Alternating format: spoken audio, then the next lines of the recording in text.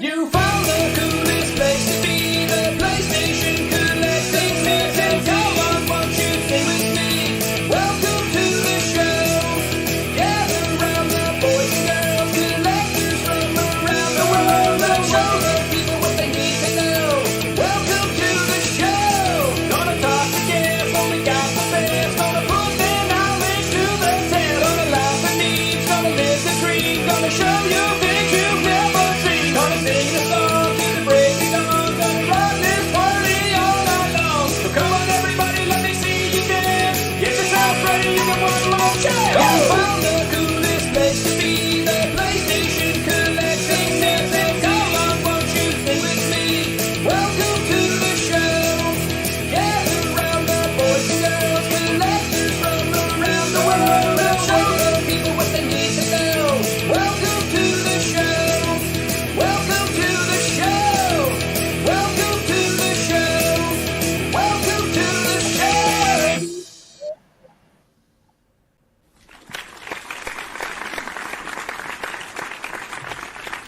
Welcome.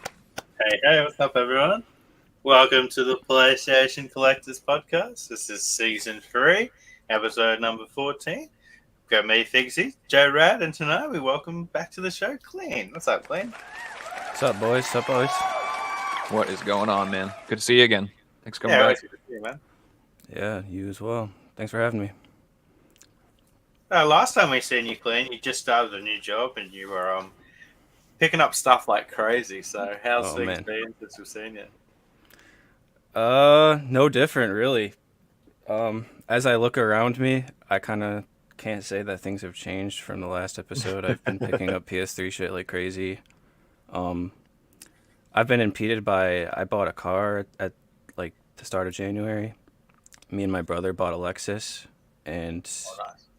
it's been fucking awesome. It's a hybrid 2020 ES. Just a super fucking nice car, and I've just been loving that. We've been going on road trips. But other than that, yeah, more of the same. More PS3 pickups.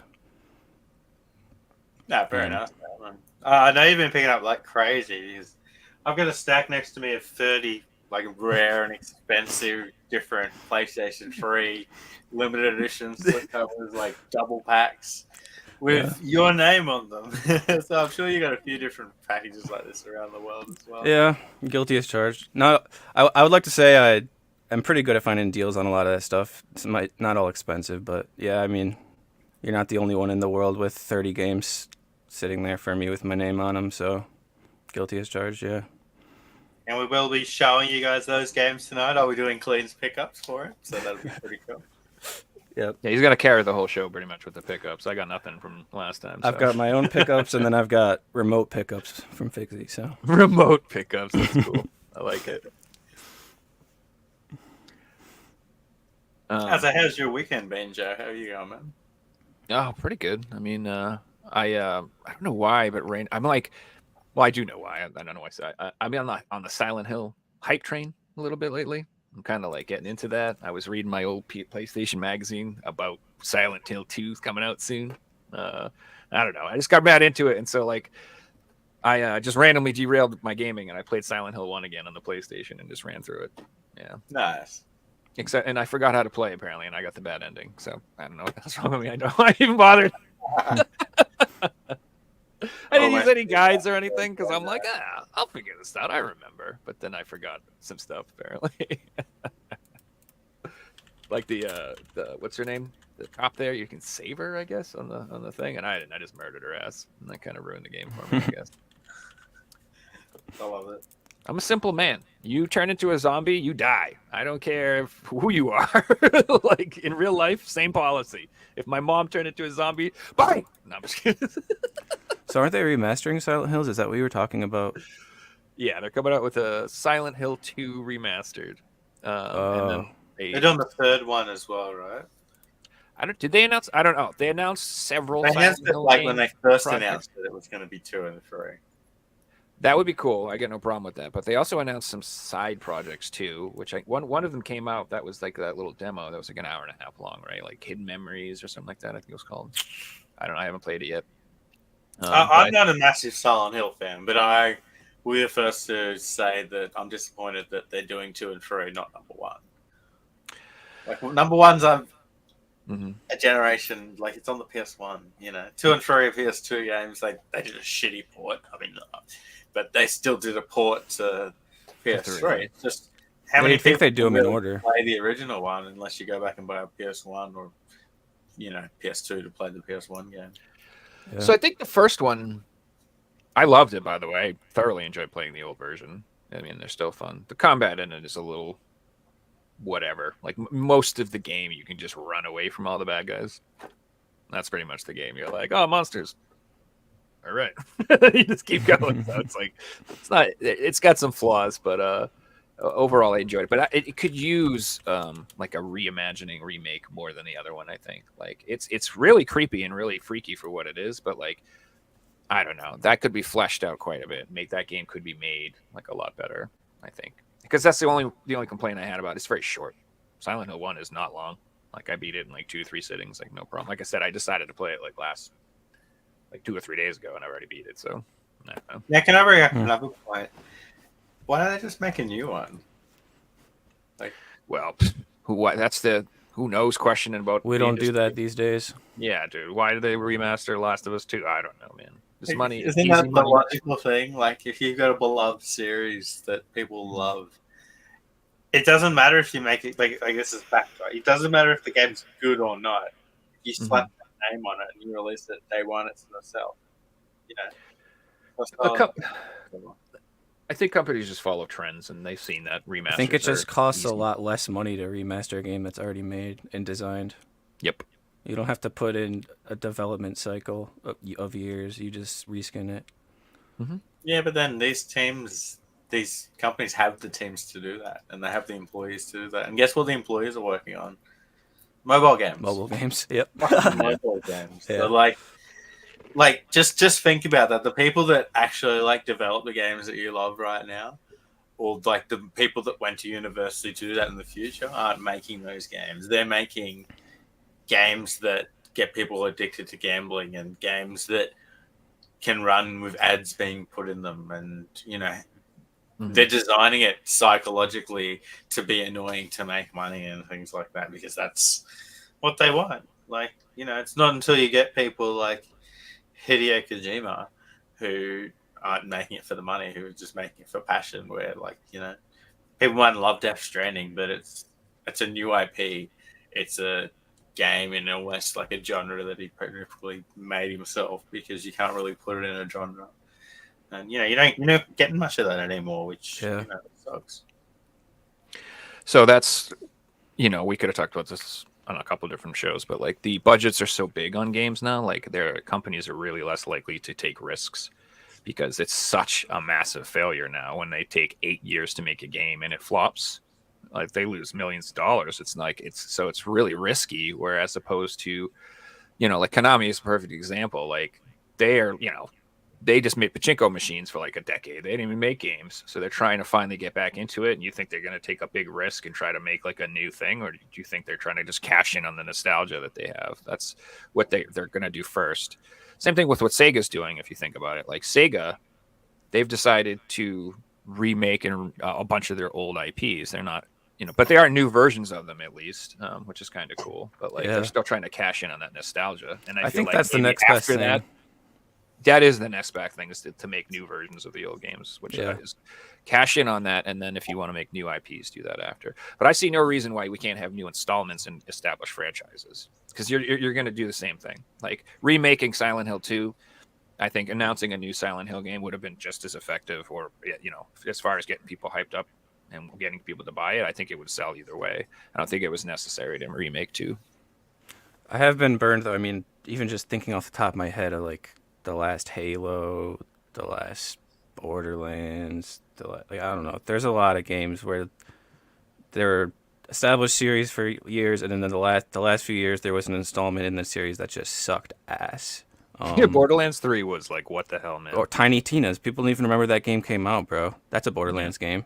Mm-hmm. I like that game, but like that game Tiny got panned. Tina's all right. Yeah, that's so fun. But I Borderlands like 3 is like, People what the hell stopped happened? talking about the game 6 months ago. It only came out last year. Play Seriously. Borderlands 2. and then play Borderlands 3, and you will just be like refuse to believe that these are made 2 is by one of the best games of all time. greatest Even games I've ever played in my life. I just Funniest played through. games, Yes, absolutely amazing. dude. I was actually gonna go on like a Borderlands rant today. I brought my whole Borderlands shit Okay. with me. I'm here with you, bro, because I Random thought tangent 2 that's possible. was like one of my favorite games ever made, and then 3 had this girl is on fire, Dude. I'm like, what is Yeah. this? Me and my What brother completely is broke this? out in laughter It's when that literally happened. That's what I said to me and my Yeah. friend were playing it, and I like rolled on the floor laughing. Like, I'm like, is this a troll? Like, is this a joke?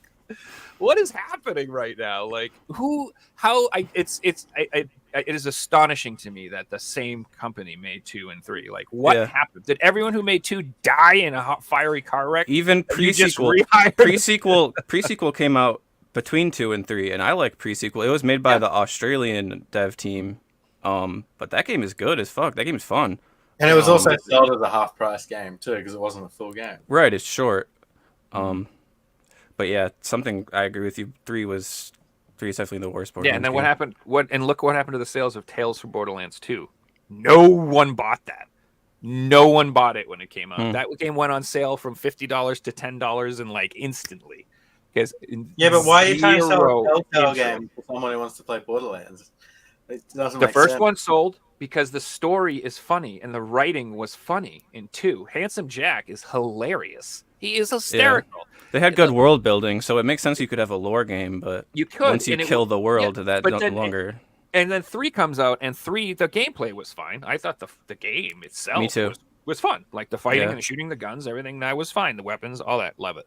The story was atrocious. The Characters, writing was cutscenes, writing. cringe beyond belief. It was Yes. so cringy.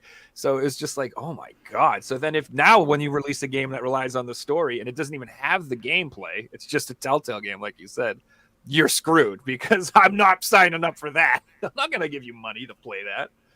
Ugh. Gosh, sorry. It was bad, dude. I'm No, glad I'm you with said you. that because I was. That's how I It felt really too. sounds like they went down the whole. Look, we need a new game. We've got 12 months to make it, and it has to be as good as the last one. So they just focused on, the big scenes and the really cool missions and the things that look good in the trailer and things like that. So here's the biggest problem with 3, hands down. It didn't have enough of the Torg dude. Are you insane? Are you not? Are you insane? Not that.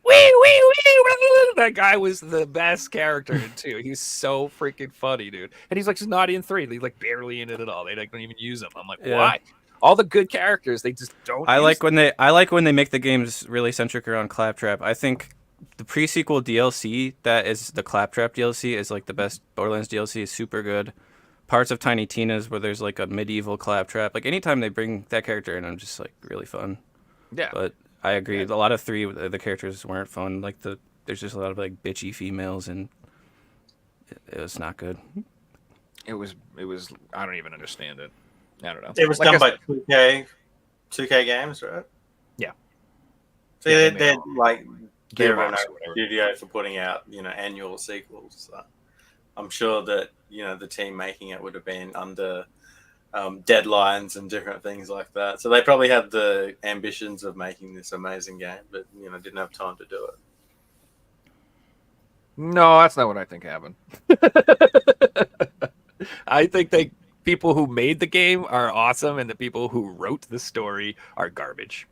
That's all it is. I think a few terrible hires ruined the game, and nobody stood up to them and told them not to make the game so cringy. That's Yeah. what I think happened. Yeah, I think there's an imaginary audience that the people are trying to make games for that don't exist. There's this like really like. I don't know. Is there a group of people out there that like to be lectured to and like kind of like made to feel like they're bad all the time? Is there anybody out there like that? Is there a group of people who enjoy it? Are like Twitter masochists? users.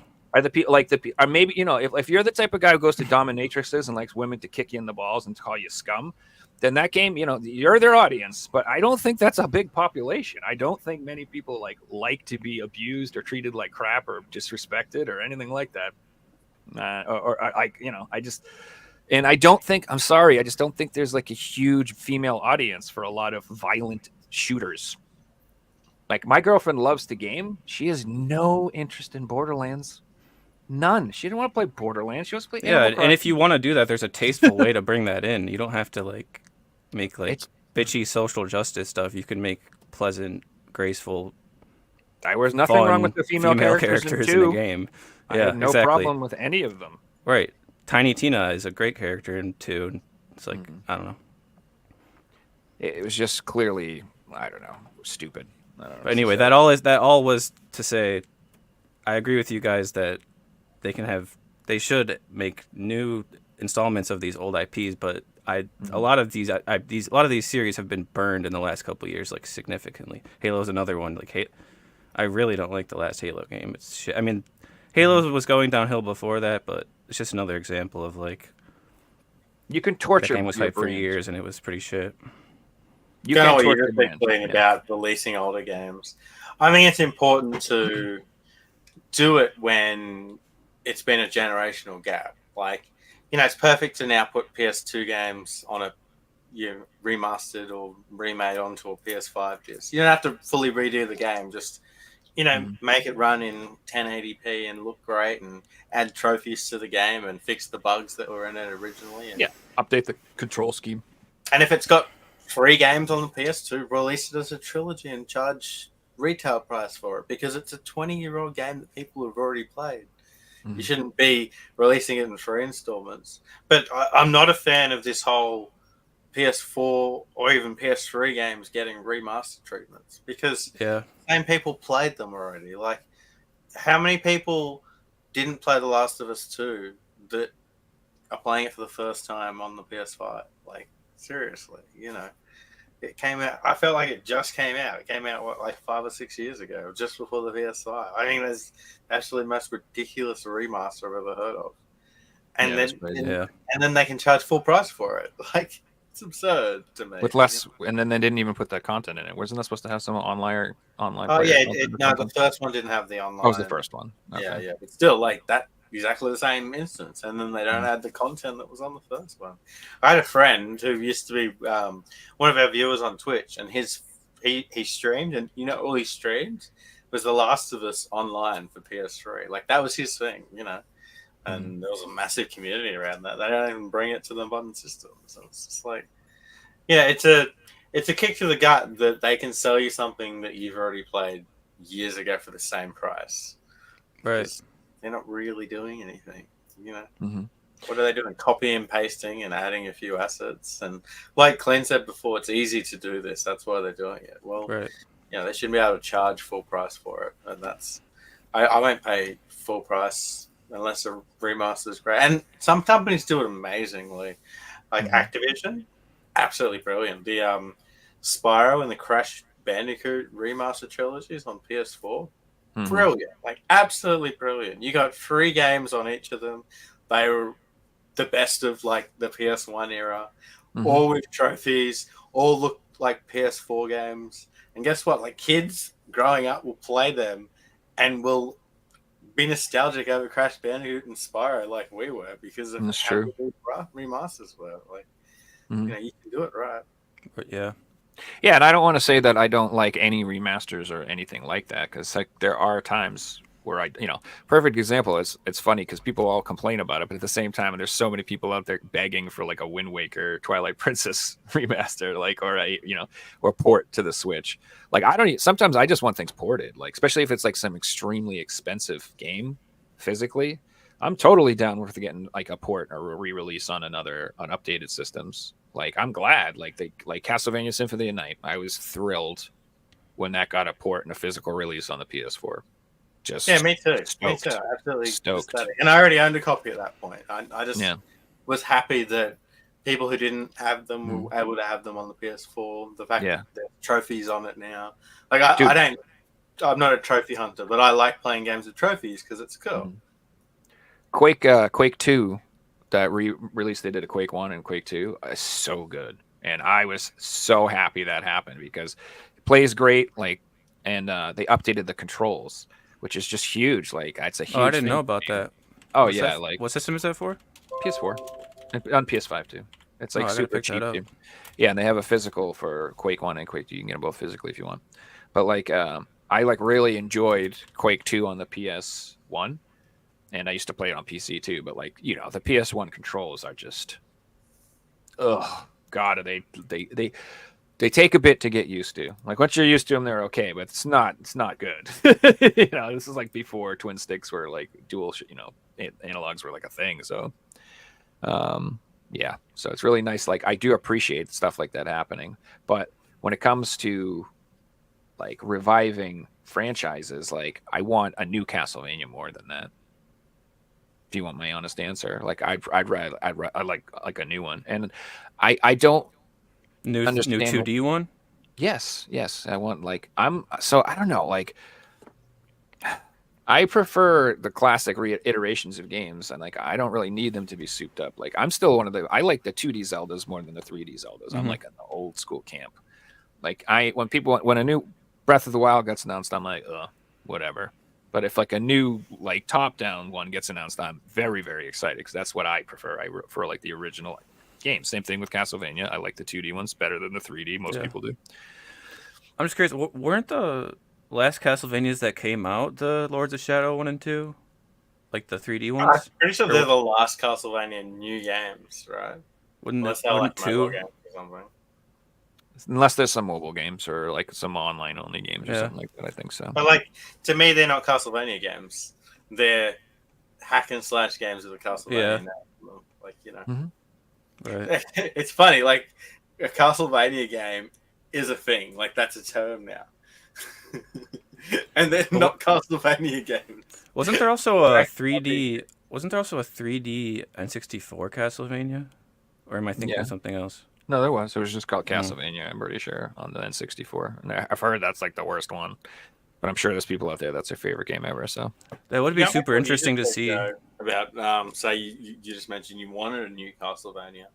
Let's go back to Crash Bandicoot. Well, they did that remaster, and because it sold so well, we got a Crash Bandicoot 4. Yeah, so, like it can happen. Let's go.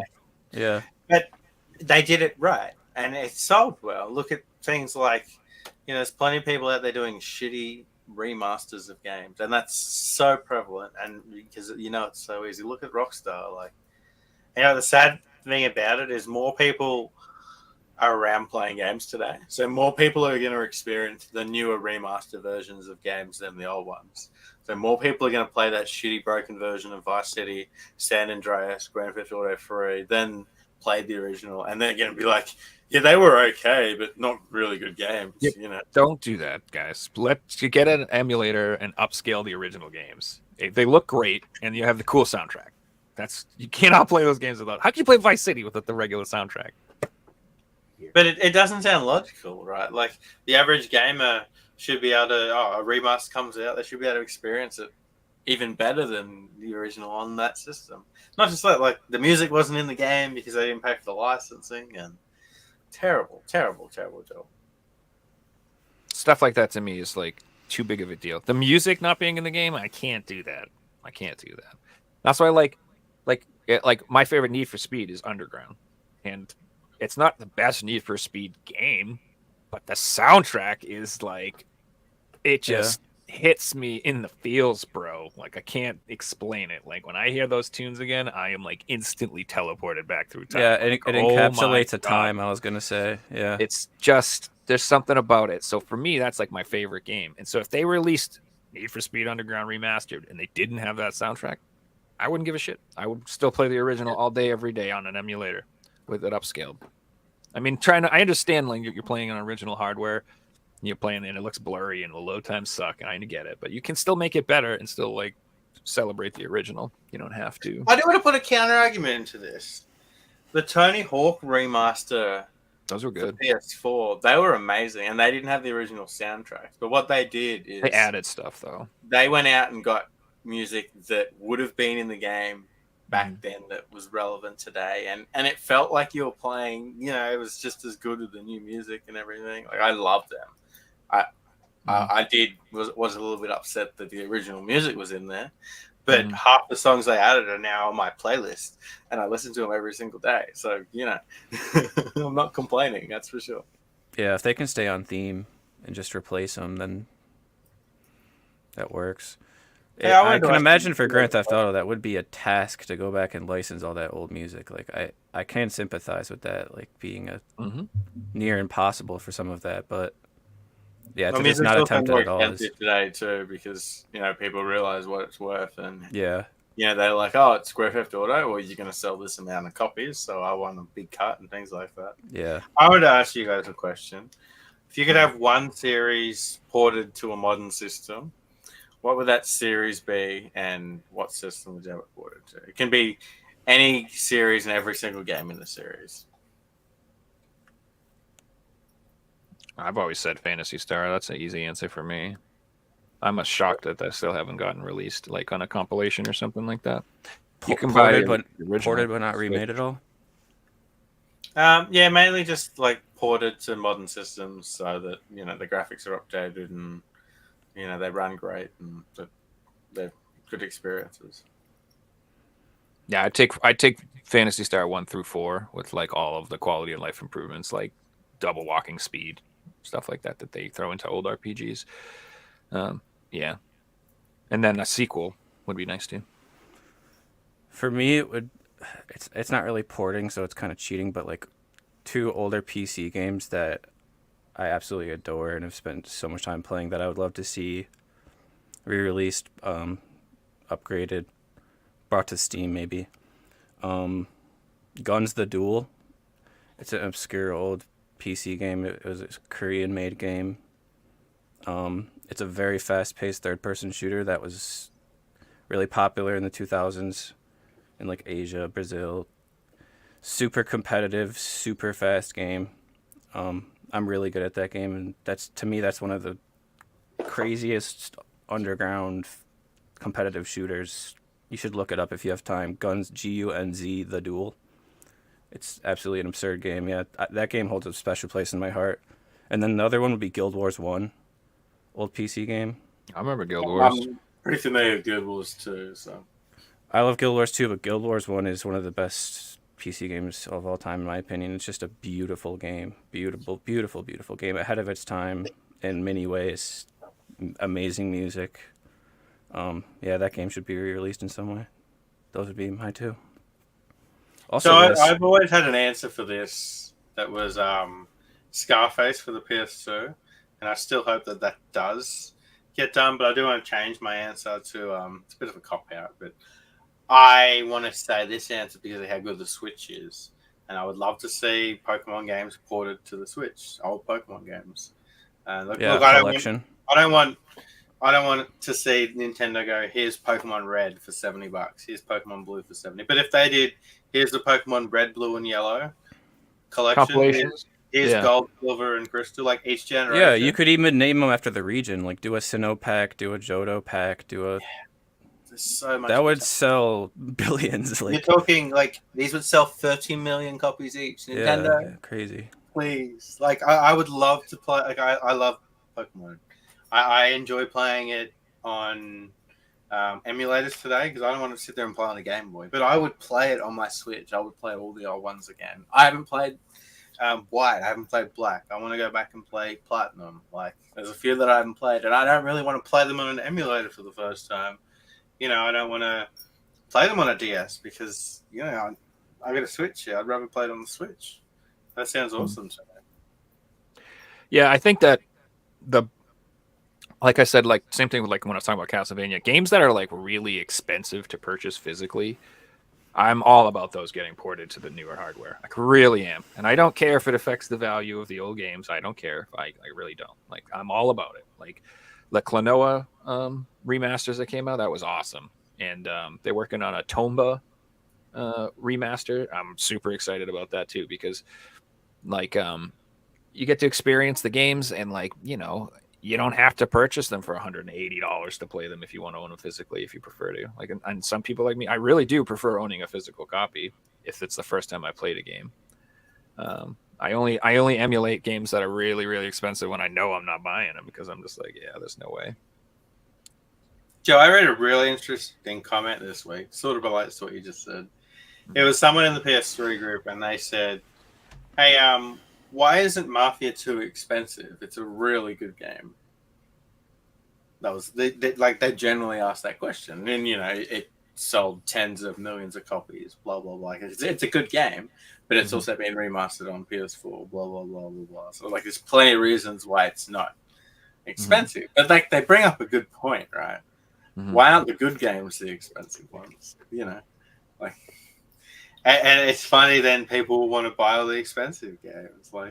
If you just want to own generally good games, you don't have to spend a lot of money.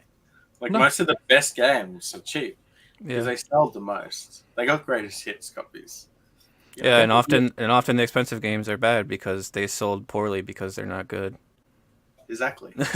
People want to collect the bad games. So, Nintendo collectors are listening right now going, this doesn't make any sense. But it doesn't work for Nintendo. But if you're like a PlayStation or an Xbox collector and you literally just want good games, you can get them all cheap. There are exceptions, but the exceptions are usually exceptions. There's not many of them out there. Yeah. I think it takes a long time for that to happen, though. I don't know. It's hard to compare what happened with Nintendo games to what's going on with PS3 stuff, because PS3 hasn't had the time to become where, you know what I mean? The collectible market is totally unpredictable until, like I said, it's 15 years after it stops being sold and people get nostalgia for it.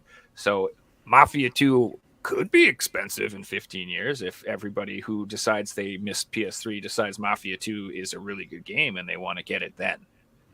I don't think Castlevania Symphony of the Night was just really expensive overnight. I think it took years for that to happen. And then when people got into PS1 collecting, they were like, well, I got to have that. It's a great game. And now it's expensive. You know what I mean? But it's also supply and demand. If they simply printed millions of them, this is never going to be expensive. It's just not going to be. They printed millions of Castlevanias, and it's expensive. You don't get a greatest hits unless you. Yeah, that's true. How many copies of Pokemon, the early Pokemon games, got printed for Game Boy and DS? See, Pokemon games and millions are interesting because the average person would own 1.5 Pokemon games at the same time. There's so many people out there hoard Pokemon games. And I'm talking I've seen people show their Pokemon collection and it's 10 of each game. And it's so common. And because of that, they pay good money for all these games. So they want the money back when they sell them. And, it's a universal thing. It's like Pokemon cards, for example. There's millions of Charizards out there, but people who own them, if they've sold them, they pay a lot of money for them, so they don't want to sell them cheap. Just keeps the prices high. They might be a hot item, but it's a hot item that's always on eBay, always for sale, always sells. It's like what I brought up last podcast with Ruler Rose or Kuon. There's always going to be a Pokemon Red on eBay for $300-$400. It doesn't matter the time of year. There's always going to be one. Right, but before COVID and all the Nintendo shit went crazy, wouldn't we have said oh, Pokemon games were printed so much, those will never be super expensive? No, part of me thinks I would have said they were always quite expensive Pokemon games. Didn't the DS games go through the roof 2019-20 around COVID, or am I misremembering? I thought that around that time. They went from retail price $60 for a 15-20-year-old game to $300, which is absurd. Yeah, so it wasn't you could just go out with $5 and come home. Right, that's not true. It's not comparable to Mafia, but yeah, I guess there still can be games that are printed a ton. It's just like you're saying, it just takes time for it to be expensive. It just has to be a specific thing. Pokemon's a very specifically collected franchise and adored franchise, obviously, but it's hard to compare to Nintendo as well because the way they release things is they won't put out, enough copies right away. They'll put out enough copies so people are asking for them, and then they'll do a little reprint, and then another. That's how they should do it, though. That's smart business. You shouldn't print. Just assume you're going to sell a billion, trillion of them and make them. That's what they do with ET with Atari, and they destroy the company. I like to use an example of The Legend of Zelda: Breath of the Wild and God of War. They both came out the same year, right? How much can you get a copy of God of War for on PS5? I'm sure we can all buy one for $5. It got a greatest hits copy. I've seen it for $5 for sale plenty of times. I'd challenge you to buy a copy of Breath of the Wild for under $50. Like, Yeah. it came out in 2016, and I'm pretty sure it sold more copies than God of War 2. So that's pretty crazy to think about. Yeah, that's true. It literally just doesn't apply to Nintendo stuff. No, it's a different world of collecting.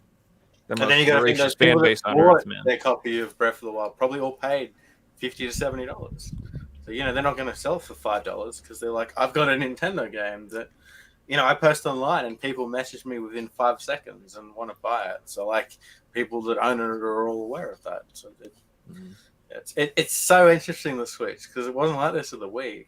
Wii games were so cheap. Yeah, still are. Most of them, yeah. Most of them, yeah. But even like the expensive Wii games, a lot of them are like not that expensive in comparison to other platforms, in my opinion. Definitely. Yeah, definitely.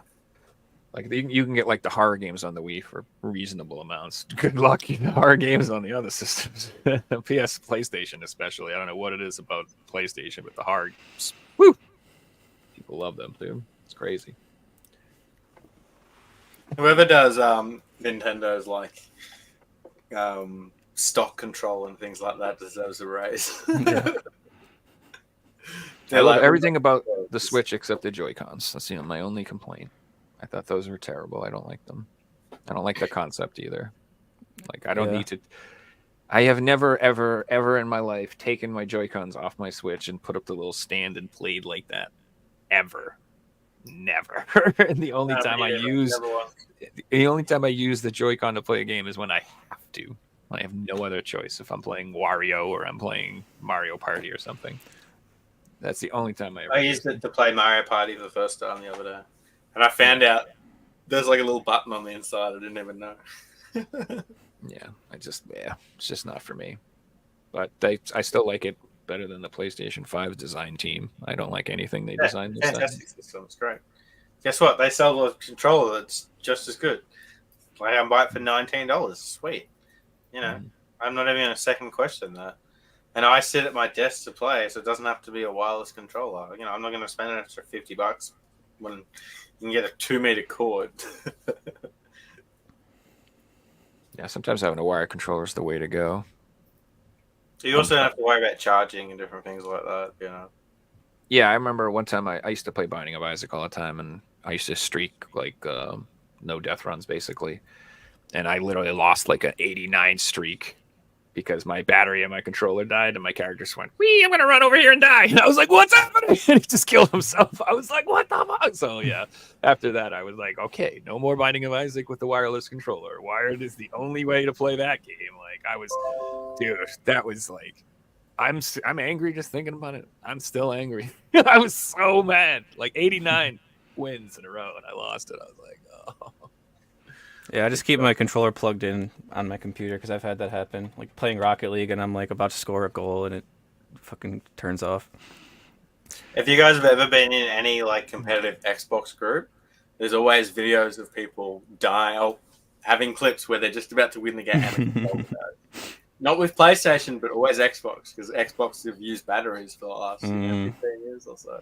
I was in the PUBG community, and like once a week, you'd see someone like about to win a game, and then their controller would die, and the character would just like walk off into the blue and kill them. Yeah, exactly. Yeah. It's just like, okay, you're like, no. It's literally that slow motion where everything slows down, and you're just like, no. Me and all my friends on 360 would get those rechargeable. You know how the 360 controllers used AA batteries? Yeah. We would get the rechargeable AA batteries because you would literally go through like packs and packs and packs and packs of AA's if you played a lot of 360. So I've still got my rechargeable batteries from my... You put the rechargeable in the controller and then a second one in the wall and just keep swapping them back and forth. Yep, exactly. I've still got it. I don't use them for anything else. Yeah. Those are the days. I almost argue that it's hard to say that that's better today because we're in the year where, Type-C controllers is everywhere and everyone has a Type-C controller and things like that. So it just makes sense. But yeah, it was just simple and it worked. Mm-hmm. How many times have you pulled the PlayStation out from the wall because the cord was attached or had PS3 controllers where you've got 4 controllers and they're all dead. So do you really? Let's get to the topic of the show. Do you think that PS5 is like on its way out? Do you really think so? You think they're going to stop supporting it, because like how Sony abandons everything that they don't like? What do you think? See, Joe, I think this is such an interesting topic because, like we brought up last episode, there's generally less than 10 actual PS5 exclusives available today, and the Sony marketing team has started saying that the PS5 is in its later stages. Yeah, they said no first-party releases until like March of 2025. Generally, to me, I feel like the PS5 didn't get going until 2022 because of how it was released. Mm-hmm. They just went, stop. We're going to make everything for the PS4 as well because we can't get PS5s to everyone. They held back stuff for years. Final Fantasy 16 was the first. Hang on, was it? Correct me if I'm wrong, but Final Fantasy 16 was like the first game that generally like pushed the PS5 to its limits. Like I can't think of any other game that. Ratchet and Clank was amazing. I was gonna say other people might say Ratchet and Clank. Demon's Souls too, but yeah, I mean, you could argue, but it wasn't. PS5s weren't struggling until people were playing Final Fantasy. Final Fantasy 16 is the first game that came out that made me consider wanting a PS5. I'll say that. It is pretty. So yeah, Kleen is perfect person to talk to. He doesn't own a PS5. And what reasons to own a PS5 do you have now? I have a PS4 Pro, and what incentive do I have to pay $500 for a PS5? The Ratchet and Clank's a 30-hour game. If you go for all the trophies. If you just want the story, it's 15 hours. It's the best 15 to 30 hours of gaming ever. But it's 15 to 30 hours. I didn't touch it after I finished it. Right. Demon's Souls is great, but it's on PS3. Right. I literally was just playing Bloodborne on PS4 and Demon's Souls on PS3. Like, I don't really care about... Like, to your point, it would be Ratchet and Clank, Final Fantasy... I'd be curious about what's that Returnal's game? pretty fun. Astrobot, or is it called the one that uses the haptics kind of interestingly? It's just I a feel little like you short can thing. walk into a shop that has a kiosk and play Astrobot. Yeah, exactly. Because I played it for half an hour. I don't want to Exactly. Play it. All of these things don't add up to $500 plus the price of the games to me at all. $600-700. So. This next Final Fantasy Part 2, the fact that they're not releasing it on PS4 or Steam for like a pretty substantial amount of time, it has me like, I kind of want it, but I'm still not gonna pay. I'm still not gonna pay $500-600 to be able to play that. I'll wait. I'm good. I have other games to play. Like, I'm not dying. Meanwhile, you could look at the Switch, and I could name 30 games that are worth buying a Switch for at this point. Probably more. Like, generally probably more to someone who's like not even interested in Nintendo, and it's like, yeah, that makes sense. I'll buy one. It's ridiculous. The PS4 is the same. If you don't own a PS4, we could sit here all night and name PS4 games that are worth owning a PS4 for. Yeah. So if the PS5 wasn't backwards compatible, I probably wouldn't have one. Right. I don't think I would have one. The biggest reason I have a PS5 for Demon's Souls because I'm a From Software fan. It wasn't. I didn't get it because of the new games. I got it because it upscaled my PS4 games and has the SSD and has the 2.1 HDMI or whatever it is. Like it's got HDR, all that stuff. So I just wanted to have a better. It's like a PS4 Pro. Yeah, Joe. To your point, that's like one of the only other reasons I was considering it for is just like. Because of the backwards compatible. Slightly better performance on my PS4 games. Like, yep. But if it didn't have that, I would be like completely in agreement with you. There are like in Final Fantasy 16, I'll be honest, like it's pretty, but it is not worth $500-600 or whatever. It ain't even in the ballpark, son. It is not at all. Now, Final Fantasy 7 Rebirth could be. It looks pretty good, and I really did enjoy the first remake. Yeah. So if it lives, it could be. And I actually spent $70 and pre-ordered that damn game, which is the first time I've done that in a long time. But even if it's the best Final Fantasy game ever to come out, I still don't think the PS5 is going to be worth a system for. Like, It's The there's only not way I'd enough recommend it, games out there to justify buying that system.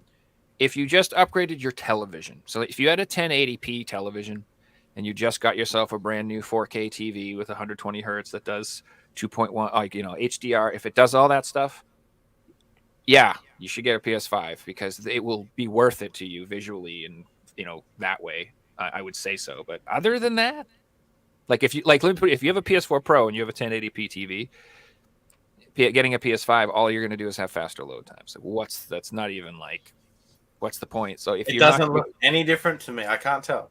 correct, you need to, if you're not going to upgrade the TV controller's and the a different monitor color. too. Yeah, I do love PS5 I gotta- controllers. I will say I had to love make a new PS5 shelf controllers. because it didn't fucking fit.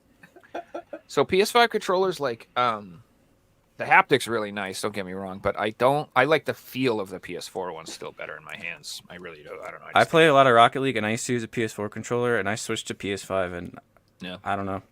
Something to me, it feels better in the hand, but I guess it's just preference. All depends on. Yeah, I mean, I've gotten used to it.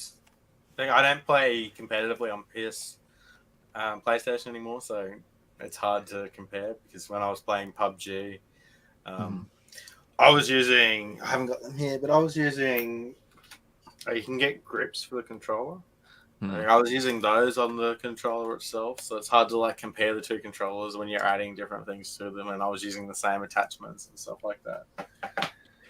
I'm with Rancid actually. I like the Xbox controller the best, how it feels. And Yeah, I like the Xbox controller too. the way it feels, but I don't. That doesn't have the haptic, which I don't really care about. The haptic's I prefer cool, where but the D-pad is on the Xbox controller. I think it's in a better spot. the haptic You is sick. noticed that With, on VR. there's like $300 PlayStation controllers, like Razers and stuff, and they're all just literally like Xbox controllers. Yeah. Pretty much. Yeah, I've always thought about getting like one of them fancy controllers, but I bet I still suck. I don't think it'll make me any better. It's interesting when you look at competitive games and what controllers they use. Like I know Call of Duty players and shooter players and like Halo, they all like a lot of them do use Xbox, but in Rocket League it's like large majority PlayStation, like PS4 controllers. I mean, it would come down to the game too. Yeah, but those are multiplayer games. I guess it could be like what community was bigger, like certain games had a bigger community on PlayStation, so people just learned on that, stuff like that. But I know for PUBG, it was a timed exclusive on Xbox, so the whole community played on Xbox. Like, I played it on an Xbox controller for 12 months. The only reason I went to PS4 was because I'm the PlayStation guy and I'm playing an Xbox game. I have to go to PS4, and I just got used to it quickly on PS4. Do you guys think we'll get a PS5 Pro this time around?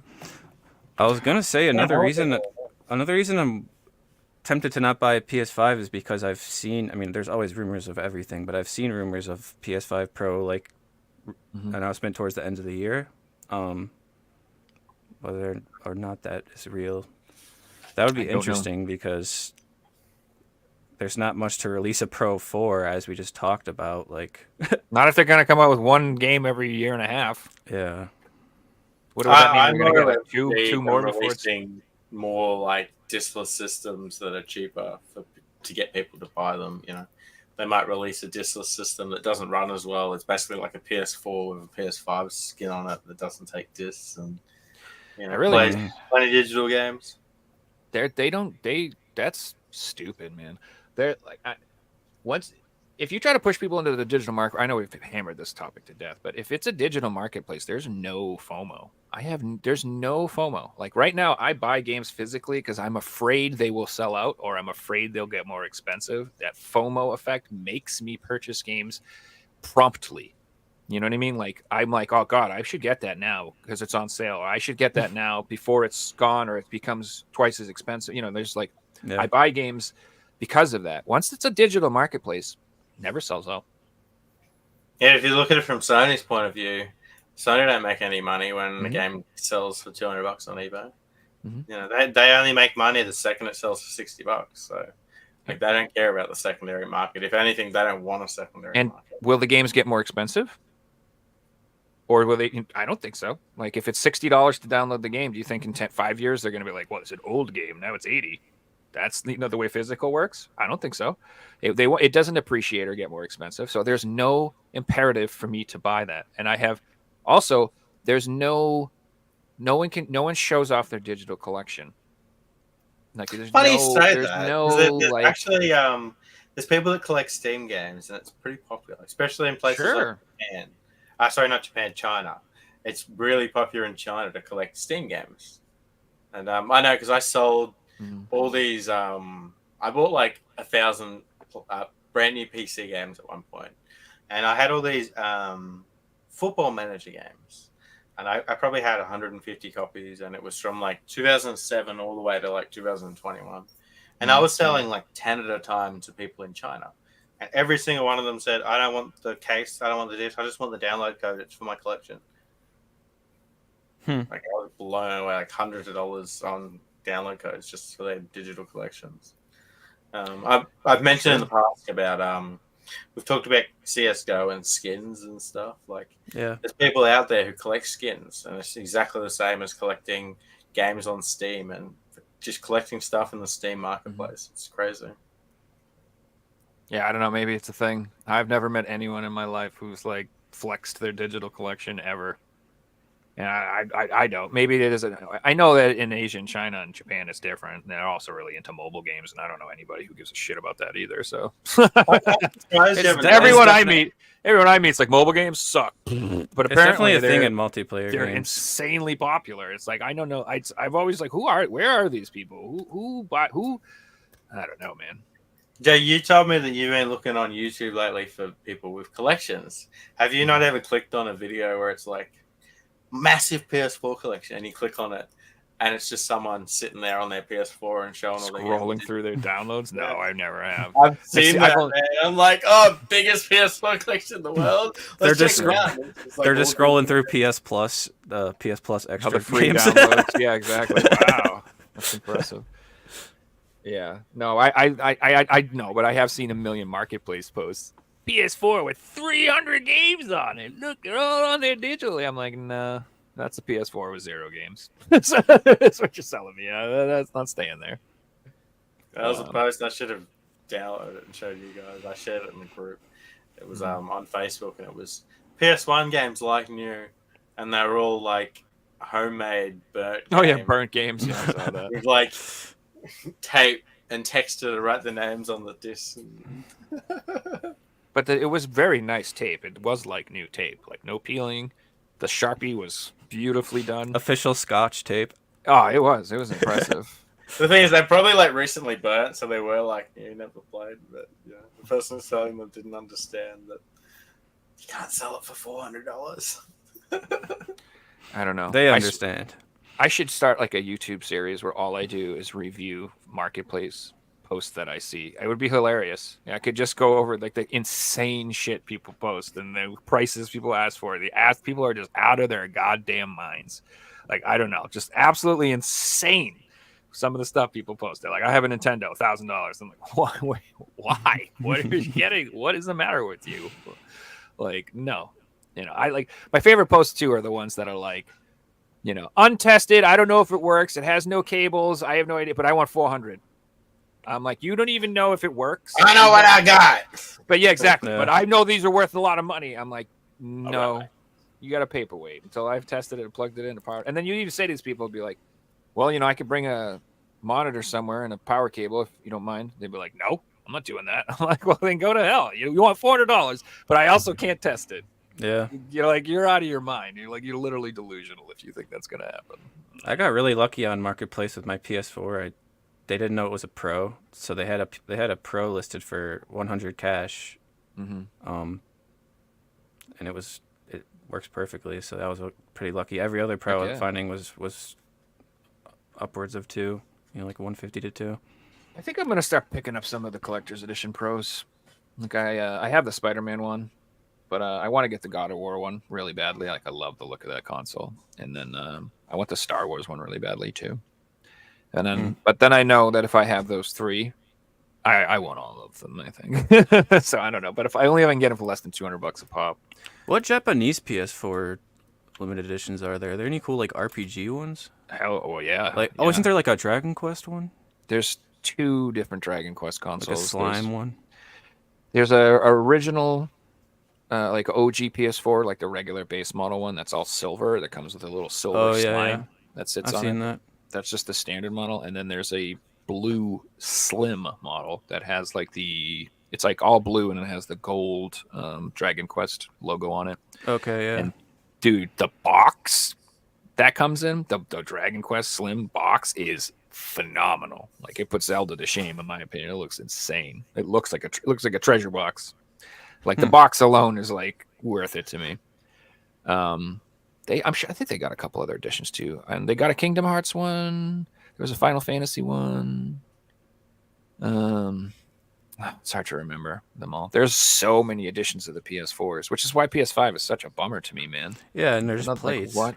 They're just plates, and the only cool plates they even came out with were the damn Spider-Man ones. They sold out in 1 minute and never made any more. Like, what the hell are they doing? What I don't understand with that is, do they not realize that there are insane collectors that'll buy 10 PS5s if you just make them different, not just swapping Yeah. plates? Like, I don't understand why they didn't realize that as a marketing thing. They did it for controllers. Like, PS5's got awesome controllers. Yep, it does. And the plates are cool. It's just It's not that they're not cool. It's just from a raw business like money perspective. You'd think they'd be like, we could sell somebody 1 PS5 with 5 plates, or we can sell somebody 5 PS5s. Let's just do the latter. Like, obviously.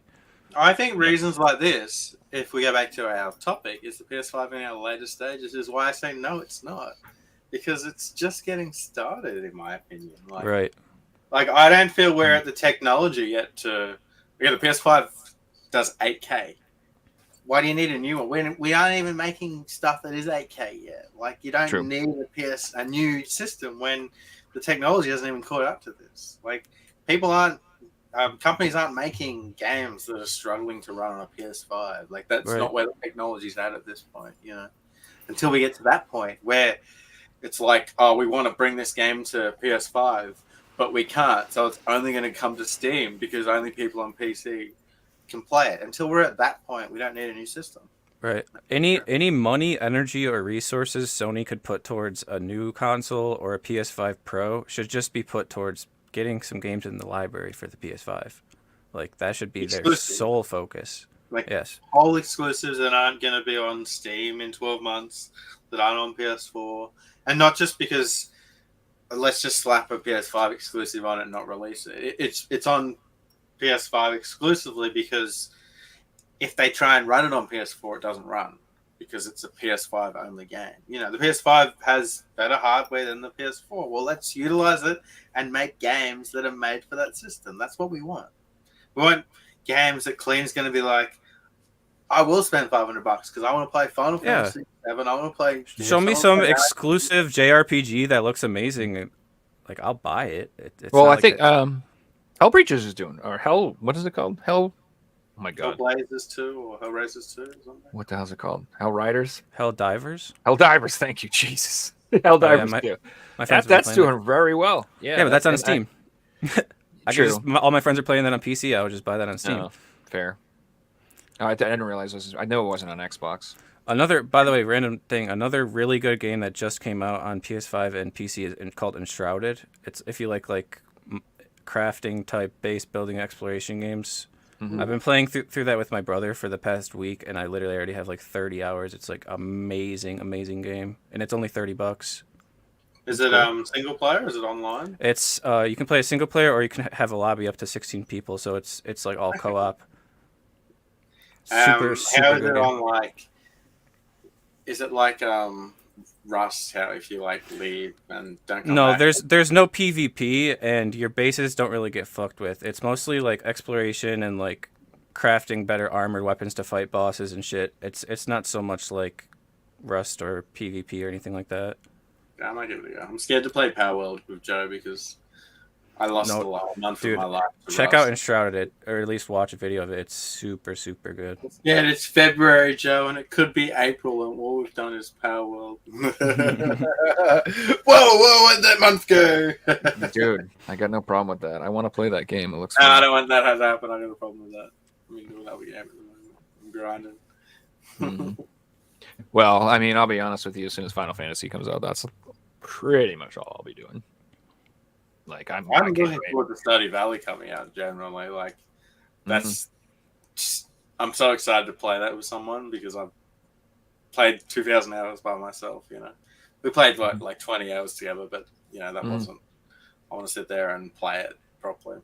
Yeah, and it is fun with multiple people because it's the whole divide and conquer thing's really fun when it's like you go get this fish and I'll go get these seeds and I can do this and blah blah blah. Well, you go that you do the mines and I'll do this and blah blah blah. It's just I don't know. You get so much done, and It should be fun for you guys too because me and Joe both put thousands of hours in the game, so it'll be like, how hardcore can we do this? Let's see if we can do this in a year. oh, we could go for the first year, like do the entire what the hell's the community center? Yeah, do the whole community center in the first year. There's like a couple things that screw you over there. We're just gonna make the list of the things that are like the easiest to miss, but that'd be really fun. Yeah, you can make Stardew very stressful, which is I always find because people always say it's a cozy game. It's really relaxing. I'm like, not the way I play it. I'm stressing out like crazy. I'm like, I gotta do this. I gotta do this. Writing everything down, Wikipedia page open. Yeah. When you're running the Stardew Valley any percent, it's kind of stressful. It's you're just chilling, I guess, but I don't know. I don't think that game's like chill at all. Especially the mines are pretty tough. Like once you get into the new mines, like they're not easy. You get your ass whooped. I'm looking forward to new content too because I 100% of the game, and I've put in I think 10 minutes since I 100% of the game. I didn't even finish the day. I'm just like, why am I playing? What's there to do anymore? Like I've done everything. There's no point. Dude, you should try stuff. you should play Cult of the Lamb. That game's pretty damn fun. If you want to play like a sim type building thing, like that's not as crazy or involved, that game's really fun. Yeah, I've definitely heard of it. Yeah, you start a cult and like it's like a little management thing where you can grow crops and stuff, but you can also like torture people and like sacrifice people. I don't know, it's just ridiculous. I've tried a few of those other like Stardew Valley clones, apart from like Harvest Moon and what was the one on PS3? Rune Factory. Yeah, Rune Factory. I haven't really got into any other ones. It's just like, oh, this is cool, but it's like I can tell that they just copied Stardew Valley. I got into Animal Crossing. Animal Crossing was good. Yeah, that's very Animal Crossing is one that you need to play a little bit every day to get the most out of it. Mm-hmm. I liked Graveyard Keeper a lot too. That one is like kind of like Stardew Valley, but you like have a graveyard you maintain. Yeah, I heard that was really good actually. I'm obviously looking forward to. Is it Chocolate Factory, Chocolate Fountain? Haunted Chocolatier, I think it's called. Yeah, Haunted Chocolatier in 2032 when George R. R. Martin releases his new Game of Thrones books and Grand Theft Auto 6 comes out. I ain't worried about that. Do we have a quiz this week? We do. Oh, schniz. Let's go. Yeah, Ling.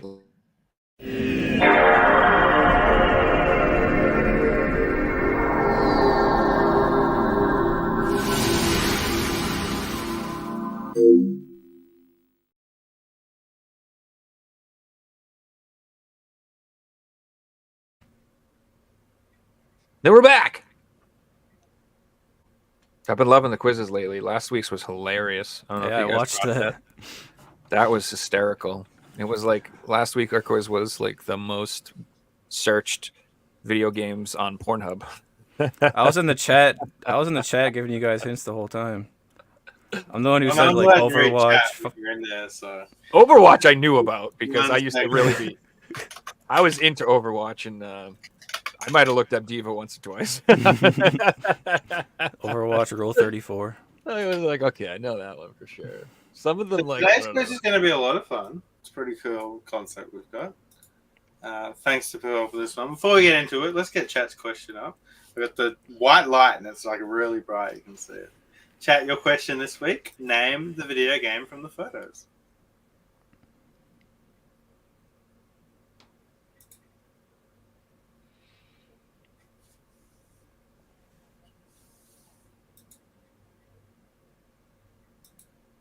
Why Chat's thinking about that. Let's get into the quiz, guys. All right, so last week's was a sort of a new format, And this week is similar, but again, it's going to be a little bit different. It's pretty cool. It's sort of combining what we did last week with a list format with a little bit of like Family Feud. Okay. I like Family Feud. Give me one We second. asked 100 gamers, what is the best type of Mountain Dew? We asked 100 gamers. Okay, so Mhm. I guess it's a little bit unfair. Kleen gets favorable treatment for Pavel Riders. Kleen, traditionally when Kleen is the guest, we do a PS3 only quiz. So again, we will be doing a PS3 only quiz. Thank you, go. Pavel. Now, I'm going to get you guys to name the 20 best-selling PlayStation 3 games according to Wikipedia. So bright. Because of the lights. However, there is a twist. Okay. If you name the best-selling game, you get 1 point. Yeah. If you name the second best-selling game, you get 2 points. If Okay. you name the 20th best-selling game, you get 20 points. So you want to get further away from number one. It's obviously pretty easy to get number one. However, there will be 5 strikes. This is crazy. Now, because it's PS3 games, Yeah. say you name Final Fantasy 7 and Final Fantasy 8's on the list, you won't get a point for naming Final Fantasy 7. I need the actual name and the number of the game. Game of the Year edition counts as the single games and things like that. Okay. You Quit guys looking ready? around, Joe. Quit looking around. I'm looking at my PS3 games, just trying to remember what's on the damn platform. My shelf's in the other room. No, all right, Kleen, as you are our guest, I will get you to start first. You have a... Oh, never mind. Borderlands. All right, Kleen's gone for Borderlands number 1. Mhm. And Borderlands number 1 is not on the list, so Really? Kleen has a strike. Wow. Dude, Sure. I'm going Skyrim. I don't give a shit if where it's on the list.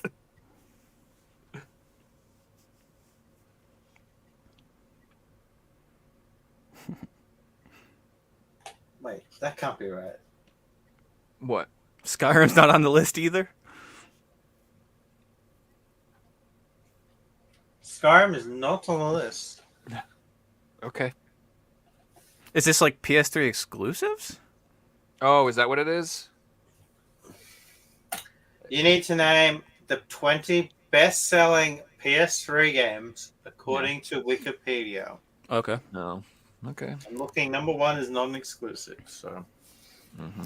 now, I do think this is going to be fun. I'm going to increase the strikes to Okay. let's say 8 strikes each. I won't say 10, but I don't want you to just completely get all out and have like 15 left on the Well, list. Skyrim's not on there. I'm like really concerned. I have no. All right, Kleen, you're up. Metal Gear Solid 4. Metal Gear Solid 4. Metal Gear Solid 4 is number 6. So Kleen takes 6 points. Joe, you're up. Call of Duty Black Ops. Call of Duty Black Ops is on the list at number 17. Oh, that's a banger! Wow. That's a banger! Damn. Yeah! Joe takes 17 points. And Let's go! Huge. Huge. That's a juicer right there. Like Skyrim could have been like number 21 or something. Who knows? I'm blown away. I thought it was like top 3, dude. Just thinking about it, Skyrim notoriously didn't run well for PS3. So maybe later on it didn't sell as many copies as That's like, true, originally yeah. sold. It was Yeah. buggy. That's true. You're right. All right, Kleen, you're up. Um, And if you look at Call of Duty Black Ops, like you kind of understand like what sold more copies, you know, Black Ops over Skyrim, then there's some heavy hitters on this list.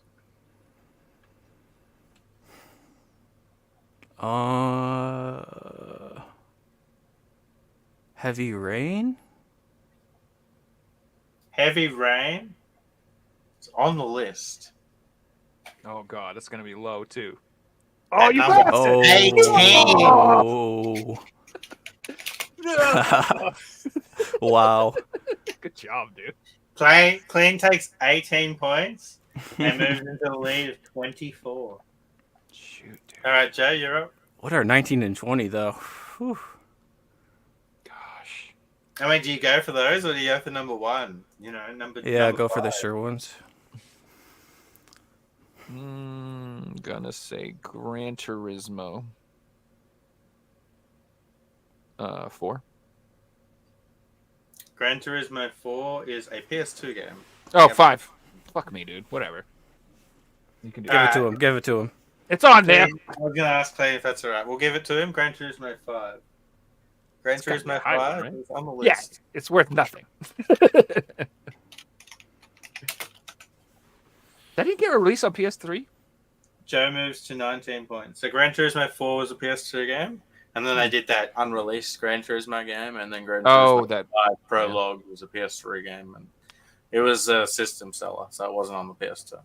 Okay. All right, Clean, you're up. Shut up, Cyrus. I'm gonna try Borderlands again. Go with Borderlands 2. Borderlands 2 is not on the list. Clean's got a Wow. second strike. Joe? Interesting. Well, I'm just gonna say Grand Theft Auto then. Can we get it out of the way? 4. Grand Theft Auto. what Four? number? 4. Grand Theft Auto 4. That a PS2 game too? I'll fucking kill you. Grand Theft Auto 4 is on the list at number 14. Really? I thought that would be higher. So Grand Theft Auto 4 was a 2008 release, so not many people actually owned a PS3 at that point. More of them owned a 360 because it was out for more years, so pretty sure it sold more copies on the 360.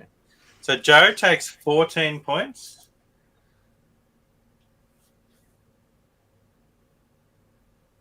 And moves into the lead of 32. I think that's right. No, 33. Let me get a calculator up. 33. Whoops. All right, Clean, you're up. I'm gonna go with MotorStorm. Motorstorm. Motorstorm is on the list at number 16. Oh, Nice, dude. That's a juicer. good one. It's a good one. That It's is a launch huge. title. Yeah, that's a good one. If that, Clean moves into 40 points and takes the lead. Joe, you're up. Killzone 3. Killzone 3 is not on the list. Joe takes his second strike. That's where I'm going for, though. I'm going for games that I think that should be low on the list now. Make it. All right, Clean. Well, I mean, you still both have 6 strikes, Yeah. so you can throw a few away at this point. Yeah. Call of Duty Modern Warfare 2. That's a good one. Call of Duty Modern Warfare 2 is on the list at Nice. number 12.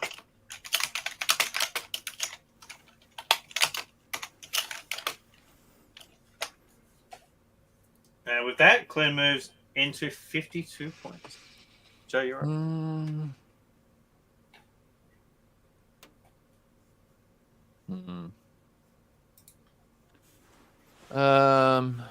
Gosh, there's so many games that could be on this list. You know what I mean? Like, there's so many games that could be. Shoot. Best selling though. Now, while you're More thinking about generic that, titles. I just want to confirm that Cyrus did correctly answer chat's question with Solar Jetman. Oh, nice job, dude. Nice. Just quickly show that for a second. Um, Well done, Cyrus. do I have to? If it's a, I don't. I want to say some sports games, but do I have to know the year? Because they come in multiple versions, right? Yeah. I can confirm that not Yeah. one sport game is on the list. Oh, cool. So I'm not including Well, like well. car games as sport games, but no. Yeah, no Maddens and no NHLs annual sport and- game is on the list. Yeah. Oh, all right, that's good to know. Well then that does leave. I was thinking more card games. I'm trying to think. Shit. I will say Burnout Paradise. Burnout Paradise is not on the list. Joe takes Damn. the third strike. Kleen, you're up.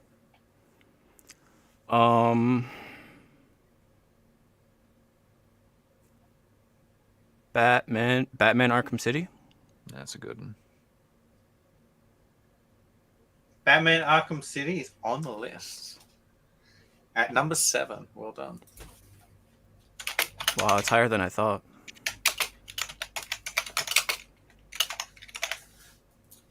If that, Kleen moves to 59 points. Joe, you're up. There's a lot of good games, but it's just hard for me to think of if they sold that well. You know, like Think of what, when you look at PS3 games, Infamous. which games are just sitting on the shelf and there's millions. Yeah, or if you go on Infamous. eBay, like what games are always in the lots on eBay? That's kind of what I'm thinking of. Infamous is not on the list. Joe has his 4th strike. See, these are games I think should be on the list. Just want to say, Joe, maybe now you should be going for the ones on the top of the list, not the bottom. yeah.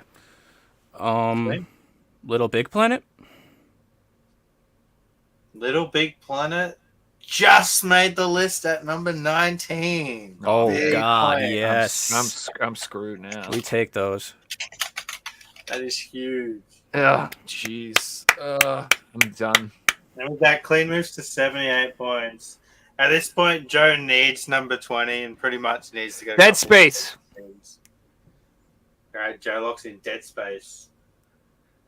Dead Space isn't on the list. Get the fuck out of here, dude. Yeah. All right. Kleen, I'm screwed. COD 4. Call of Duty 4. Yep. I should have just named all the Call of Duties. Call of Duty 4 is not on the list. Kleen takes his 3rd strike. Joe?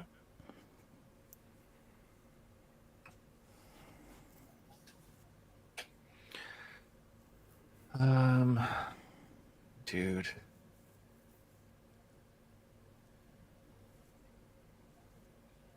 there any Need for Speed games that came out? I would guess one of them. They all came out on the PS2. 8 strikes each. Sorry, it's I 8 know. strikes each. I should remind you guys that these are the 20 most popular games.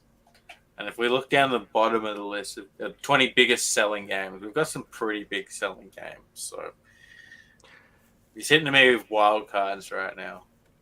Mm-hmm. Did Persona 5 sell well on PS3? I know it came out on that, so I'll say Persona 5. No, that's an Atlas game. That can't possibly be on the list. Fuck. Hold on. Start looking at your collection. Why? Why can't I look at my collection? Cheating. Cheating if I own them? Motherfucker. Looking for the greatest hits labels. Final Fantasy 13. Did that sell? I think Hey, I was gonna say that. Final Fantasy 13 did so well, and it was number 11 on the list. Ah, sweet. It's a little bit too well for Joe. He doesn't get enough points there. Yo, I'm happy it's on the list. I've been freaking just whiffing. With that, Joe moves back into the game with 44 points. Let's go, Joe. All right, Kleen.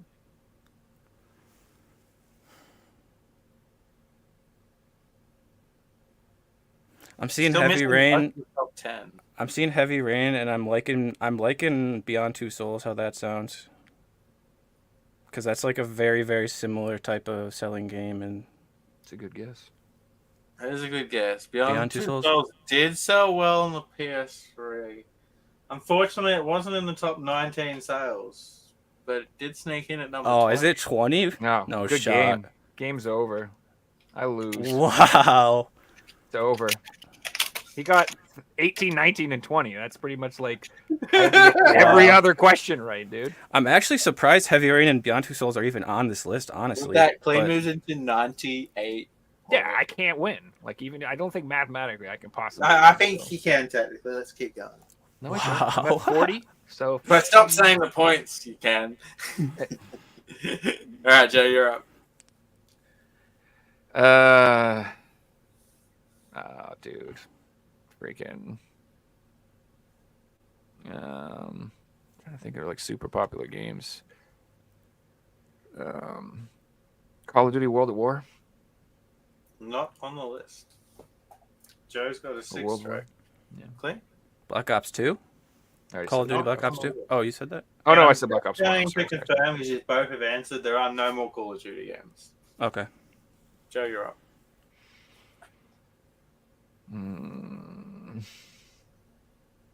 Assassin's Creed. Do I have to say which one? There's thousands of them. I don't fucking know. Assassin's Creed 3. Assassin's Creed 3 is not on the list. I don't know. Assassin's Creed 2? It's not on the list. Alright, so Clean's at 5 strikes. Joe, this is your last strike. I Assassin's will remind Creed. you, there are some free ones on the board. Hmm? There What are do you some really easy ones on the board right now that you just haven't named. Oh, Grand Theft Auto 5. Grand Theft Auto 5 is on the list. That's good. At number 1, best-selling PlayStation. Yeah, I know, but like, who cares? Well, I mean, when you've got no strikes left, and Joe moves into 45 points. Yeah, woo! You're up. There's series on here where every game in the series is on the list, and you just haven't touched them yet. I don't know why I'm blinking.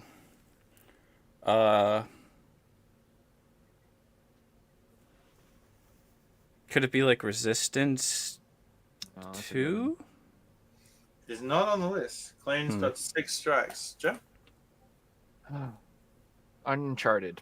Oh, there. Yep. Uncharted is on the list. And Uncharted, Joe thankfully just said Uncharted, so I'll take that as number 1. It comes in at number 13. One. Yeah, one, motherfucker.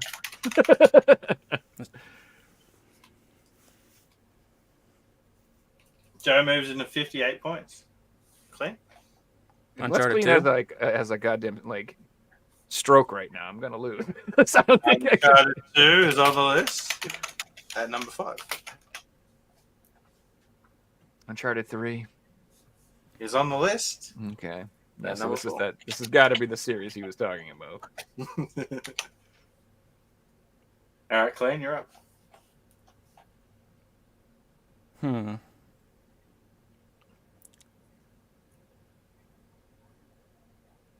God of War 3?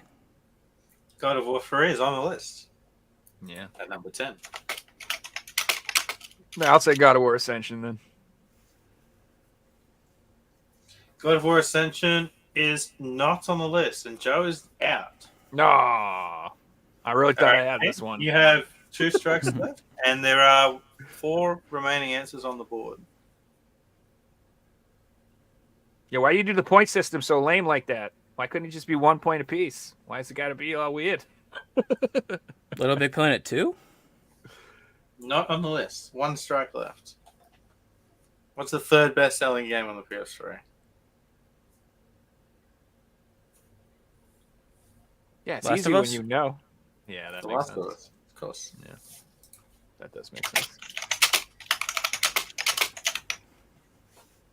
Well done. We've even got a comment that says, "Can't believe no one has said The Last of Us yet." Yeah, that's All a right, good we've call. got 3 left. Can you get them? No strikes left.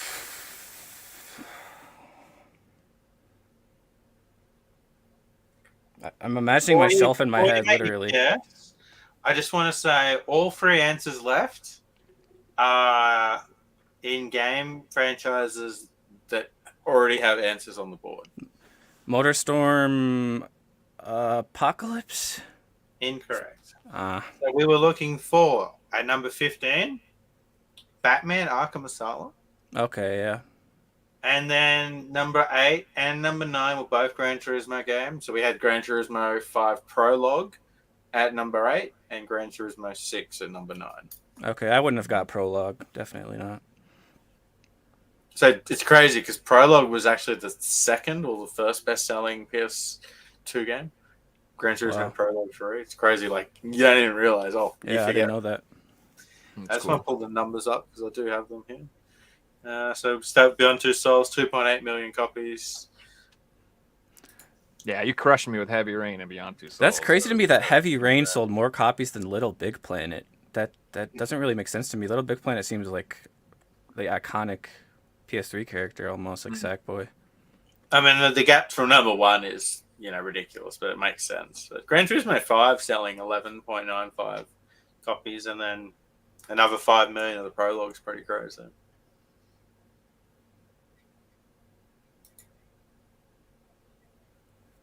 Nothing too surprising to me on the list, though.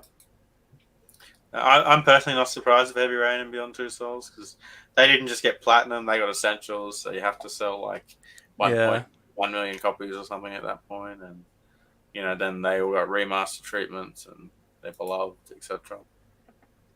I know. It's just that for the style of game, it surprises me, like a story-driven game. I could have swore Borderlands 2 would be on there. That's interesting. I think so. I guess it just was so cross-plat that it. Well, it didn't get I don't think it did get an essentials copy, did it? Oh, it did, yeah. It did, yeah. He's like, I have it right here. I bought 500,000 of them. It wasn't enough. The essentials for this only came out in France, though, for some reason. Okay, well, it didn't sell enough in Australia. Is that how it works? Well, either way, congratulations, Kleen. Yeah, Oh, thank you. Today's quiz ended on Joe with 62 points, but today's winner, running away with the PS3 quiz, was Kleen with 116 points. Now, I'm going to let Pavel know next time. It's like Zimbabwe dollars. These points are just all over the place. Includes all systems because he's dominating. Yeah, it's not fair at this point. Or maybe we'll do Figsy versus Kleen and Joe. No, what you need is a real competitor. You need like Ricky Andre on here or something to play. I'll take him on. I've had a full sure, set. yeah. You know, I know all about this system. Figsy taught me everything I know. Figsy will roast me in a PS3 1v1. That's I know the least about that system compared to the rest. Like I told you, that was the dark days. That was my World of Warcraft. Yeah, time. I feel like I would have aced that quiz once I seen Call of Duty Black Ops, and I realized how many copies that sold. That hang on, like half the answers you guys saying aren't even going to be close to the sales of Black Ops did. So.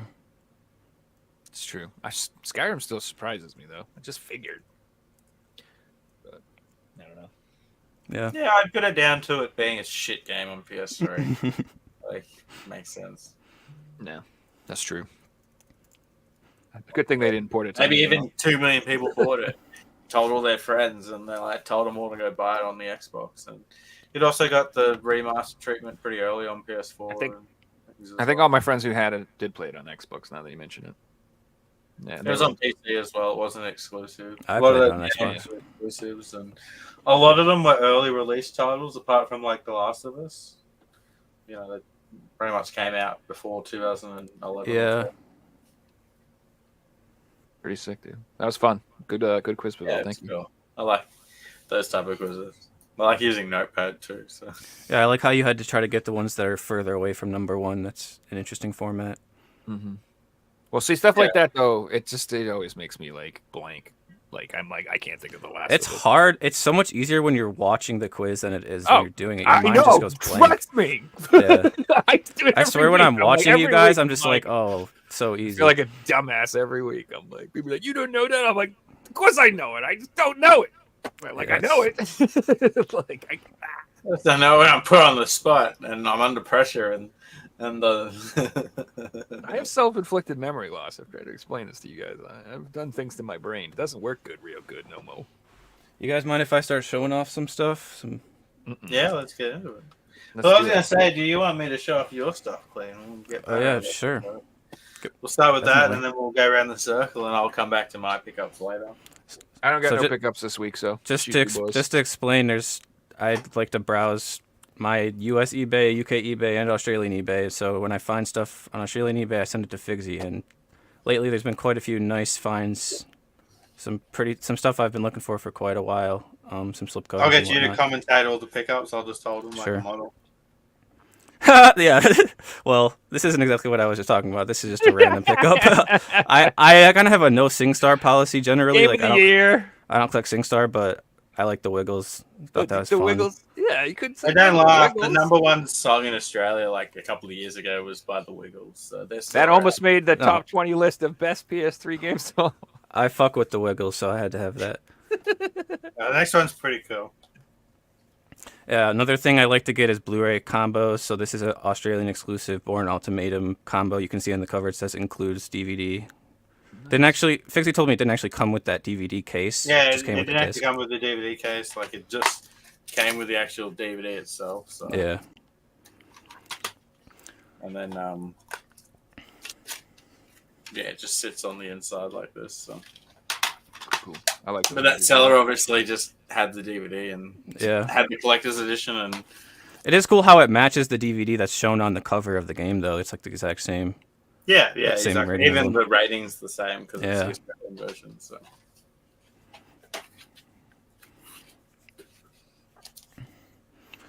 Okay, this is a Homefront. I think it's an EB exclusive for Australia.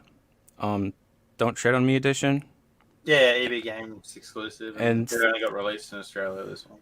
This one you can find it sometimes popping up just under if you just search for Homefront on Australian eBay, but it took me a long time to find it. I actually found 2 of them recently. But yeah, I'm super happy to find that. I like how it's kind of shiny, and that's the only Homefront slipcover that exists. There's a second one. Yep. So if you need one of those, hit me up. I'll trade you. That game got a sequel on the PS4, right? Isn't there like a new Homefront? Yeah, Yeah, it did. The Revolution, I think it's called. I wonder if That's that's any it. good. This is another Australian exclusive slipcover, Starhawk, super nice looking one. That's cool.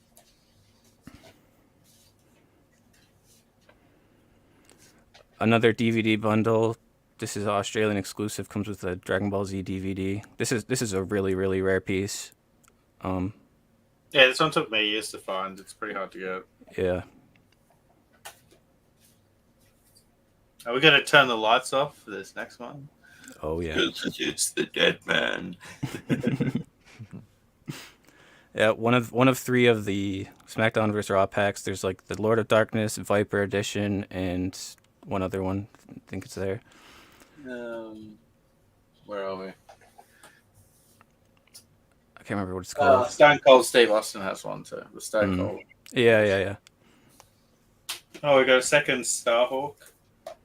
Oh yeah, I grabbed 2 of those too. Yeah, I got some more wrestling. Oh, hang on. We do have the Bretman Hitman Hart. Yeah. So it's that Nice. one, and then Viper Edition's the third one that I haven't found yet. And we do have another wrestling pack here. So this is not a steelbook. It's sort of like a metal pack. As you can see, it's a little bit bigger than a steelbook, and it's a little bit wider. And then the game fits inside the case here. Very unique how it's like a metal sleeve. I don't know if mini or any at all. Yeah, other there's metal 3 or sleeves 4 like of that. them. They're very unique. Really? They got weird names like Turtle Shells or Metal Sleeves and things like that. Really cool. This next one I think arrived damaged, and I'm pretty sure you got a refund or something on it, but it's pretty cool. Oh yeah, I've just person left. just sent it with no This protection is how at they all. sent it in cell frame, like Yeah, bad wrap. And That's all they did? in a padded Wrapped it mail. in cellophane? Oh, okay. cause I bought it. An It was envelope sold. It bag. was sold as just like the thing by itself with no game. So they just stuck it in with no protection, and it got crushed. But Idiots. it was cheap.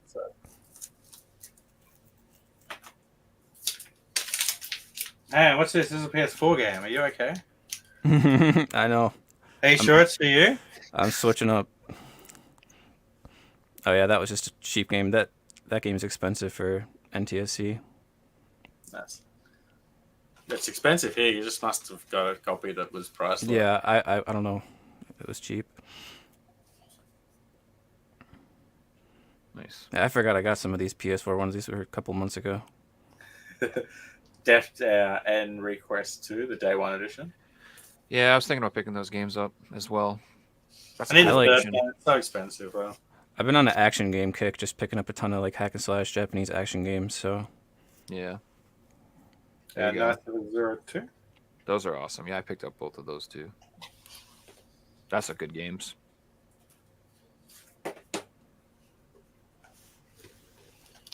Here we have the Rayman Origins Collector's Edition. love that one.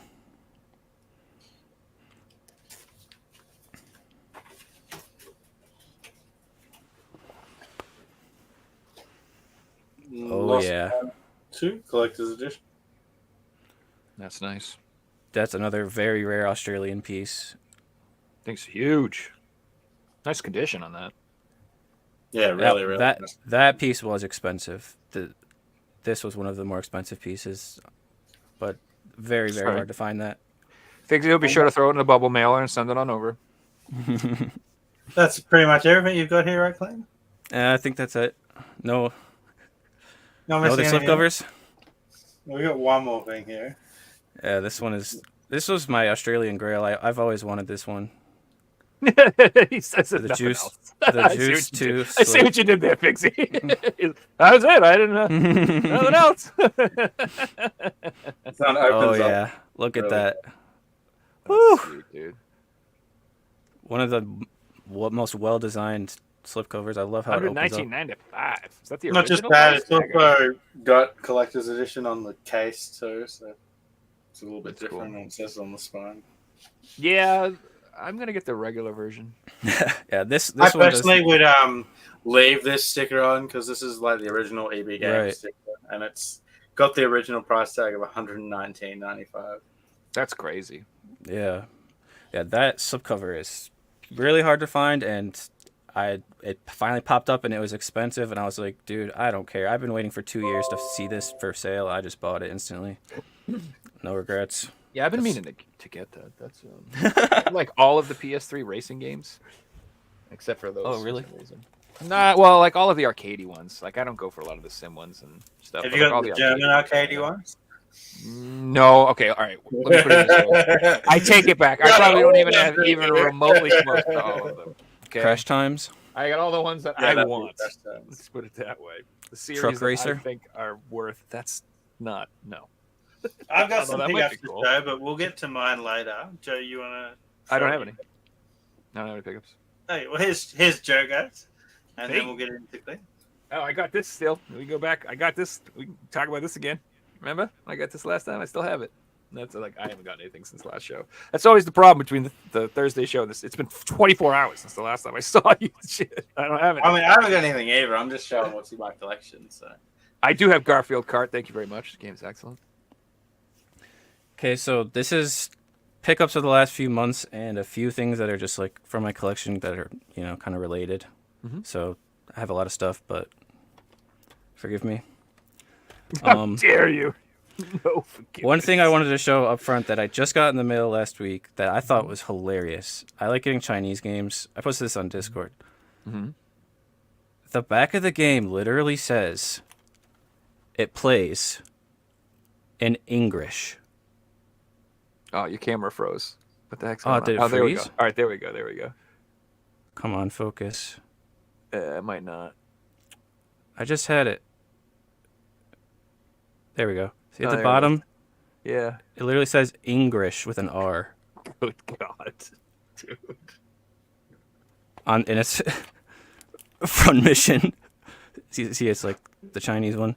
I was like, oh my god, that could not be better. And I have a lot. I have quite a few Chinese games with this emblem, and they just say English with an L. So this is like a misprint. I don't know if it would have been just this game or what's up with that. I was actually so happy to like randomly look at the back and see that because it's like this is a cool cover and that's why I bought this. But to have it say English on the back is just How like, dare you? Last of Us. It's too good. Oh wait, do I still have it? I don't think I have it. So now I'm just calling it the English variant. Oh, I used to have a gong noise, but it's gone.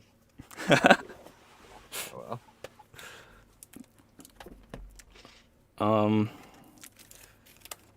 What to show? Another Chinese thing. This finally got this from Hong Kong. The 13-13-2 dual pack. Oh, that's cool. Um, God, I love Final Fantasy artwork. I Dude, love all this stuff. me God, too. it looks so fucking good, dude. me too, man. Yeah, I've actually never played 13. Everybody poo-pooed on it, and like I said, that was the generation of PS3 I kind of skipped. So I have 13, and I have Lightning Returns, and I have Part 2 as well, and I haven't tried any of them, but I think I'm going to. I don't believe the hype. I really don't. I platinum 13 too, like a year ago. It was fun, dude. I could play 13 and 13-2 literally like over and over and over and over and over for the rest of my life. I don't know why. I don't know if it's like the time of my life. You know how you have like certain games where you played it at a point in your life where it just like connected with you and then you just like really like for some reason. Like I played 13 when I was like, I don't know, 13, 14 on the 360, and it just like at that point in my life I just like really connected with it, and I just fucking love that game, man. I went into 13 with open arms. I wanted a fun time.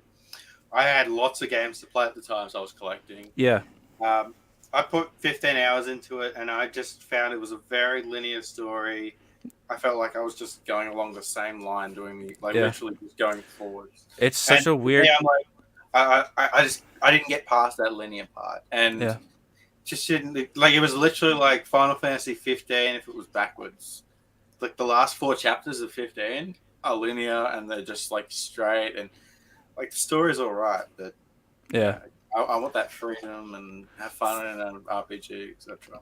Yeah, for me, it's like the visuals, music, and then at a certain point, it's a very oddly designed game because at a certain point, it does open up, and you get to this giant open area. And the first time I played through 13, I didn't even know you could ride chocobos around. I beat the whole game, and I didn't even know that. There's like a side quest you can go find and do where you can unlock chocobos, and then you can ride around and jump around these cliffs, and it's like a big open thing. It's like that wasn't even really designed as a thing in the game that you would even know about unless you like went and go search for this side quest. So it's very oddly designed in that game, and that's, there are good reasons why most people don't like the game. But yeah, so that always has a soft spot for me.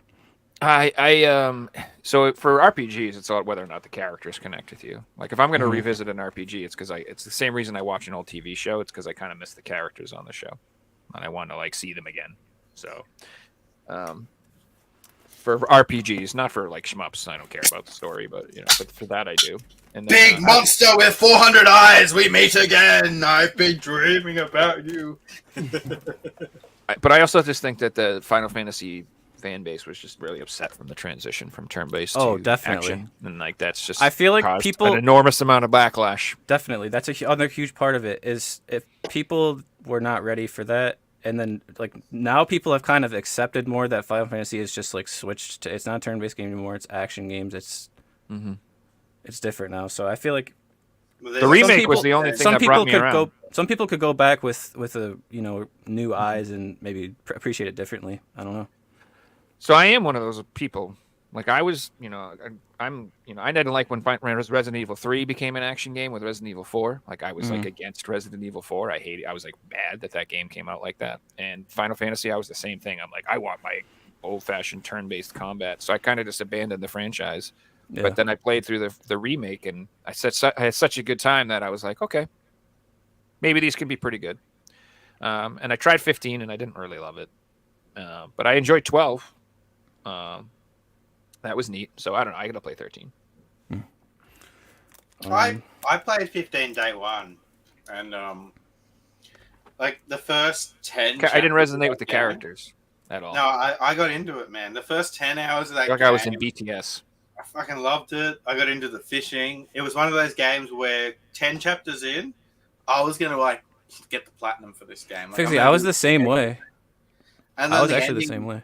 But the time I got to like I said, they patched chapter 13 and replaced it. That's how bad it was. Like after I got through that and got to the end, I didn't want to play it anymore. Like, it was that bad that it's just put me off the game. And like they changed it and improved it, but like that first experience just killed the game for me. The end, there's a boss, but like there's end game bosses that you can fight, and one of them literally took like 4 hours to beat it. And if you fucked up in the fight, you gotta do it again. You gotta be like perfect for 4 hours, Yeah, that doesn't sound like a fun time at all. No, it was for the platinum, and I'm like, yeah, I'm not gonna do this shit. Yeah, trophies can ruin games. At the same time, they enhance them. They can also ruin them. Yeah, that depends on how evil the person. Like Dark Souls, even better. They can make them better or worse. Yeah. It all depends on how fucking evil the people making the trophies are. Yeah, true. How disrespectful they are of your time. That's really what it comes down to me. It's like they put a trophy in that is literally just like disrespectful. Like, well, this will take you hundreds of hours. Good luck. It's like, screw you, dude. Who the hell do you think you are? You make me play your game for 100 And it's hours. something that doesn't get achieved by just playing the game normally. It's like have a shit time for 300 hours. Yeah, exactly. Yeah, or games that literally have a trophy like play 50 hours, and you have every other trophy. You just have to like leave it running. Yeah, exciting stuff. Good gameplay. Like, that's really enhanced my experience. So I have a lot of Mexican stuff to show. A lot of stuff I've shown on Discord if you're on there and you look at like the pickups channel. But there are quite a few really cool slipcovers that only Mexico got. I found out about them like within the past year, and I thought it'd be really hard to get them, and it was. I hounded Mercado Libre like a couple times a week. I check for these on there, which is like Mexican eBay basically. And at this point I found like 90% of Mexican stuff I wanted. Slipcovers, variants. I even just found another really rare Mexican item a couple days ago. That's like a Batman/Injustice lenticular double pack that I'll get later. But yeah, these are some of the rarest, and since Mexico is still NTSC, these are definitely some of the rarest NTSC slipcovers that exist, easily, if not the rarest. I only really know one other collector that has these. I mean, I'm not super active with other American collectors, but they're very rare. I only know one other collector, and it's the same person. So. Yeah, exactly. So this is the Batman Arkham Origin set, and this is one of my favorite. Let me try to get an angle. One of my favorite slipcover sets that I have. One of my favorite pieces. This cool. is Bane and Deadeye. These are. It's hard to see, but these are like a. It's not paper. It's like almost like a textured plastic on the front. Very high quality. Normally Latin American stuff is not like the best quality, but they're super nice. And they're also odd because on the back they only go halfway down, which I've not seen very often on slips. They go all the way down on the side, but only halfway on the back. Kind of interesting. But Yeah, that's cool. I'm so stoked to have these. I got the Deadeye one like a month ago. Is there more, or is it just those two? These two for Batman Arkham Origins. This is the set.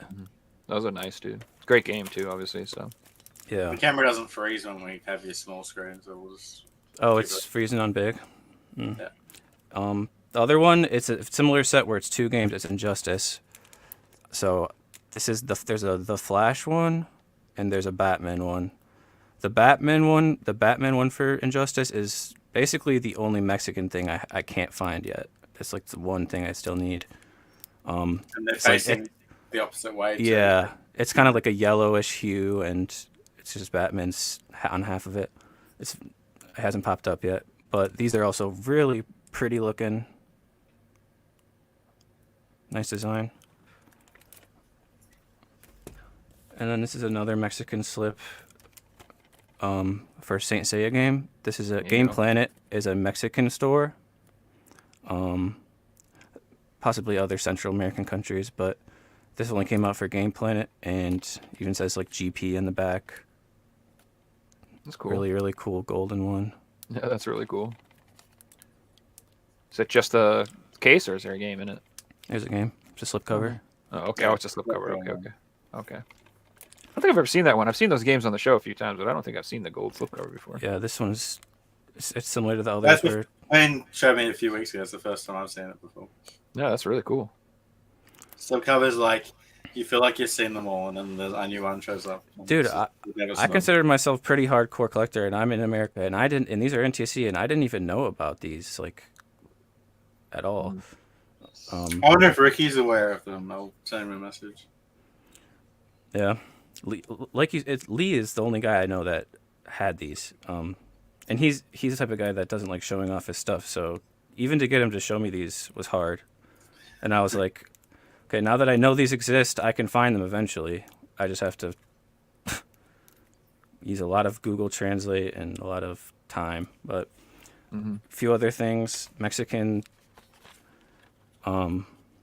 wrestling variants. They love Rey Mysterio, so you got put on the front cover. It's pretty cool. Yeah. And then this one too, really hard to find variant. This has a slipcover and a cover variant for PAL. That are expensive, but they're not hard to find really. This is like super hard to find because it only came out in Mexico. Yeah, the cover variant for Power was just like some countries got one cover, other countries got the other. Yeah. And then this one, I also showed this on like you guys talked about it on the podcast because I put it in the Discord channel. But this FIFA variant, this Canadian one. Yep. So where cool, man. you had to use a Groupon app to get the coupon in 2012 to go to this specific Vancouver Whitecaps game.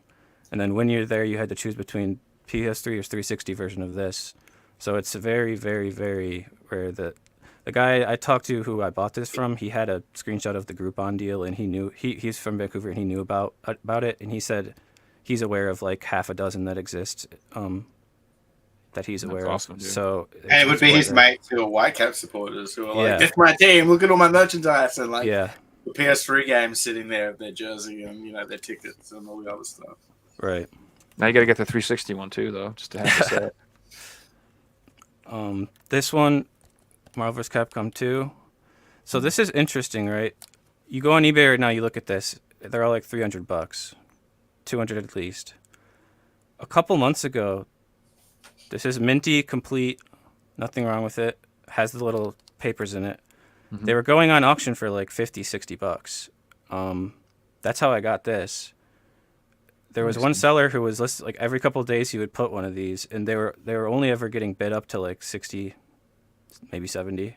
I don't know if that's still going on, but yeah, I was really happy with that because I wanted this for a while, but I never wanted to pay so much for it. It was always Yeah, it's way just too the code in the expensive. box. It's Yeah. the most expensive code in the box. But for that price, I'm really happy Is to that have a this. used or a sealed copy, Kleen? It's not sealed, but it's like new.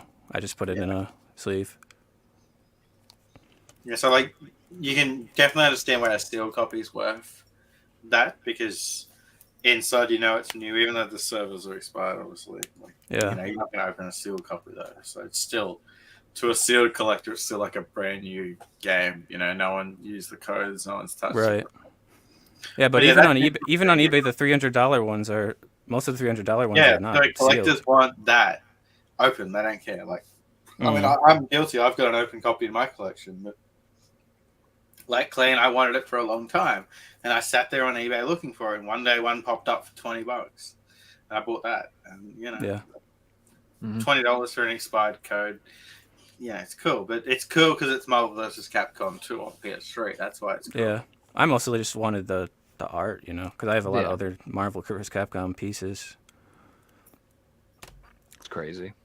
But yeah, it generally sells to like $200-$300 used, which Yeah. is It's mental absurd. to me. But I mean, I understand. Yeah, I just want people out there to know if you want that, you don't have to pay that much for it if you just like are a bit patient. It's really not worth $300 at all. Yeah, I've been after Marvel vs. Capcom 3 on PS4, and it's getting outrageously expensive. It's like almost pushing Yeah. $100 now.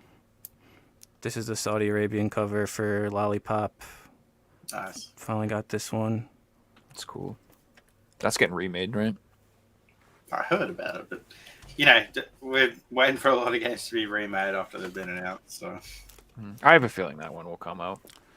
So this is I've really wanted to do get a package from Italy, but I never met any Italian collectors that were really down. So I found a proxy service that was like pretty reasonably priced. I sent them I found a bunch of listings on eBay stuff I wanted and sent them 8 listings or whatever. And I did a big proxy order from them, and it actually went really smooth. It wasn't expensive as I thought it would be. And I got pretty much all the Italian pieces I wanted at once. that's So- cool to hear because Italy is quite expensive to get. Yeah, and there's one or two in here that are expensive. I mean, I can mention this first. This is the most expensive that I paid for, but this is also a very Angel sought cover. after rare Yeah, variant. The St. Luce's edition, Nice. It is beautiful artwork on that. super cool. Yeah, it's super cool. It's very cool with the other version too, next to each other. Like, you know what I mean? Yeah. Having a hell theme going on. Then so here's a bunch of them I got. just for context, this is the normal cover of Ultimate Alliance 2, and then the Italian cover. It's a lot more like comic book arty. Yeah. It sucks because a lot of the Italian games have this sticker, and it got put right on Wolverine's face. That does. Every But, single time. Yeah. So if you know it's a legitimately real game because it's got the sticker on. Yeah. It's just the placement can be a bit unlucky. Yeah, that's a little unfortunate. And then there's one. Nice. They're so cool, those covers. Yeah, I love these. Civilization with Caesar on it. And then this one, this is interesting because I was always under the impression that this was just a cover variant, like a normal PS3 game cover. But based on my own research and what I was seeing, this came separately. It came with JoJo's with the normal cover, and then this cover came separately. This is printed on like a thicker paper. It's not like normal PS3 like thin ass paper. It's like almost like a cardboardy kind of paper. And if you look, this isn't actually bent at all. Like it was never placed in a game or bent. And a lot of the copies I was seeing on Italian eBay were like this. They were just separate, not folded at all. So based on my own research and just guesswork, this just came separately unfolded as like a bonus cover that you could put in Makes there. sense. Yeah. So that's why I have this in a frame, because I don't want to bend it for no reason. And I don't know what else to do with it. So I just stuck it in a frame. I mean, you could put it in an empty case. And I had the Yeah, same but- thing with the Double Dragon I bought. But if I put it in an empty case, I would have to cover like bend that. it, right? yeah, Same thing. Yeah. And because it's like a thicker cardboard, it wouldn't unbend if I did that. So I'm just keeping it like this. That's cool. But it's really, you can see like the text is like shiny if I get the light on it. It's super high quality and Yeah, nice. it's nice. So, and I thought I would have to pay more for this, but I found this by itself without the game, just for like, I think it was around $50, which for this Nice. I was I've seen it totally sell cool for with. like $300 before, so that's a really good price. Super nice. But then the piece. one I seen sell was folded and put inside the case, you know. Right. Yeah, and I thought that's just how it was, but I think they came flat. Really hear that. Just a couple more things. This one is a press kit for Enslaved. I really like Enslaved. Odyssey to the West. I'd say so. A few variants. Normal. Yeah, I own one of those. So I'm with This you. is the best one. Sexy Robot Trip. Walmart and comic book variants. But this press kit, right? A lot of press kits, they don't really appeal to me too much. They're expensive and they're not like amazing. But this one is so high quality. See, it says press kit on the side. It's like this nice thick cardboard. And you can see the inside has like art behind the Oh, that's discs. badass. It has like Got the soundtrack in there. some nice art in there. That's really nice. And yeah, I just love this game in general. So when I found this, I was like, man, I gotta pick that up. Yeah, that's cool. This is a really, really good game if you've never played it. It was originally supposed to be a movie, like the script. And you can kind of tell it's really well written, well voice acted. It's a really immersive game. I love it. Mm-hmm. But Yeah, I picked that up on when I was probably from watching either Figsy's video. Somebody recommended that game. I don't remember who. Yeah, it's a really great game. You know, it's one of those games that is generally like a hidden gem. And Like a it's- good game to buy. Yeah, yeah. Yeah. You know, you should grab it now because it didn't sell like an Uncharted or. And it hasn't been ported at all. Mhm. It hasn't been ported or re-released at all, so you can only play it on PS3 right now. It's on the 360, isn't it? Oh, sorry, yeah, 360 and PS3. Yeah, so I always like when I bought my PS3 games, I didn't necessarily go for the rarest, most expensive game. I like looked up the good games, the ones that I thought I would play that You're looked like, I want badass. to play this one day. Yeah, and that was definitely one of the games that a lot of everybody was raving about that one. So It's funny too because like that's why I have El Shaddai and stuff like that, and that's getting Oh, yeah, ported. And amazing game. so we're gonna see a lot of ports coming, I think, from these games, which they should. Yeah, They should that's be cool. Like, compilation. I'm should be happy it. to get games on PS3 on the PS5 because, I don't have a PS3 hooked up in my game room anymore. It's literally hooked up to the station I test video games on, like from my eBay store. So I'm like testing PS3 games rather than playing them because I want to play games on modern systems, even though, I own thousands of PS3 games. Imagine if they put like all the Ratchet and Clank PS3 games in one compilation or something. It'd be sick, dude. You know what I mean? Oh man, It's cute to think that Sony would do that, Joe, but you know for a fact that it'd be like part 1 digital and part 2 comes out soon, chapter 2, and it'd be a it's going Ratchet to be and Clank a 7-year release cycle that will get you to pay $49.95 for each time. But if you cancel your subscription and yeah, and then once you've bought it 7 times, they might release it physically, like through. Yep, and then 2 years later, they'll take away everyone's digital purchases and delete it off their hard drives. Screw you guys. Before the 7 release pack comes out, they've already lost the rights to. Actually, this will never happen because. Hang on, who did Ratchet and Clank? It wasn't Activision, right? It was just Sony IP. Insomniac, right? Yeah, sorry. I'm getting confused with Crash Bandicoot. One thing I'll say that's kind of, I don't know if it's just the general consensus, but I keep seeing all these people on Twitter being like, wow, maybe all digital was a mistake. Like, I feel like there's a lot of people right now coming to the realization, which is already too late, you fools. But they've like, this maybe isn't the greatest idea now that Best Buy doesn't sell anything in their stores anymore. This is probably I'm not good. noticing it more and more now. Though, like more people appreciating physical media, not just video games, but movies and CDs and DVDs and records and everything that's physical rather than older stuff. Even just talking to, like, I'm on Twitch all the time and I'm talking to people in the GeoGuessr community, but even just talking about physical media and like bringing up things that we talk about on the show, people who aren't collectors are like, yeah, that makes great sense. Or talking about, I mentioned like that modern systems aren't even on the disc anymore. Like if you've got a download code, like is it really on there? And it's like, yeah, that is a great point. Like I didn't think about that before, and it's like a mind blowing thing to think about. But yeah, it's sad in a way. Yeah, I mean, I get that, but see, a lot of people underestimate how many things are complete on disc and are playable. So even if you have a game that maybe has a patch or an update or whatever, that doesn't mean the game on the disc isn't playable and you couldn't install it and play it in the future. So it may not be the ideal version of it that you want it to be, but that doesn't mean you just don't own it. You can still play it. You can still install it and play it. There's like very few games that are on the disc that are unplayable without an update. Like those are people seem to make that out to be a bigger thing than it is, which they do exist. There are games that are unplayable without an update, but it's not as prevalent as people say. People over exaggerate that problem. But then again, these are people that only probably play Call of Duty and they don't collect games and they don't know what the hell they're talking about.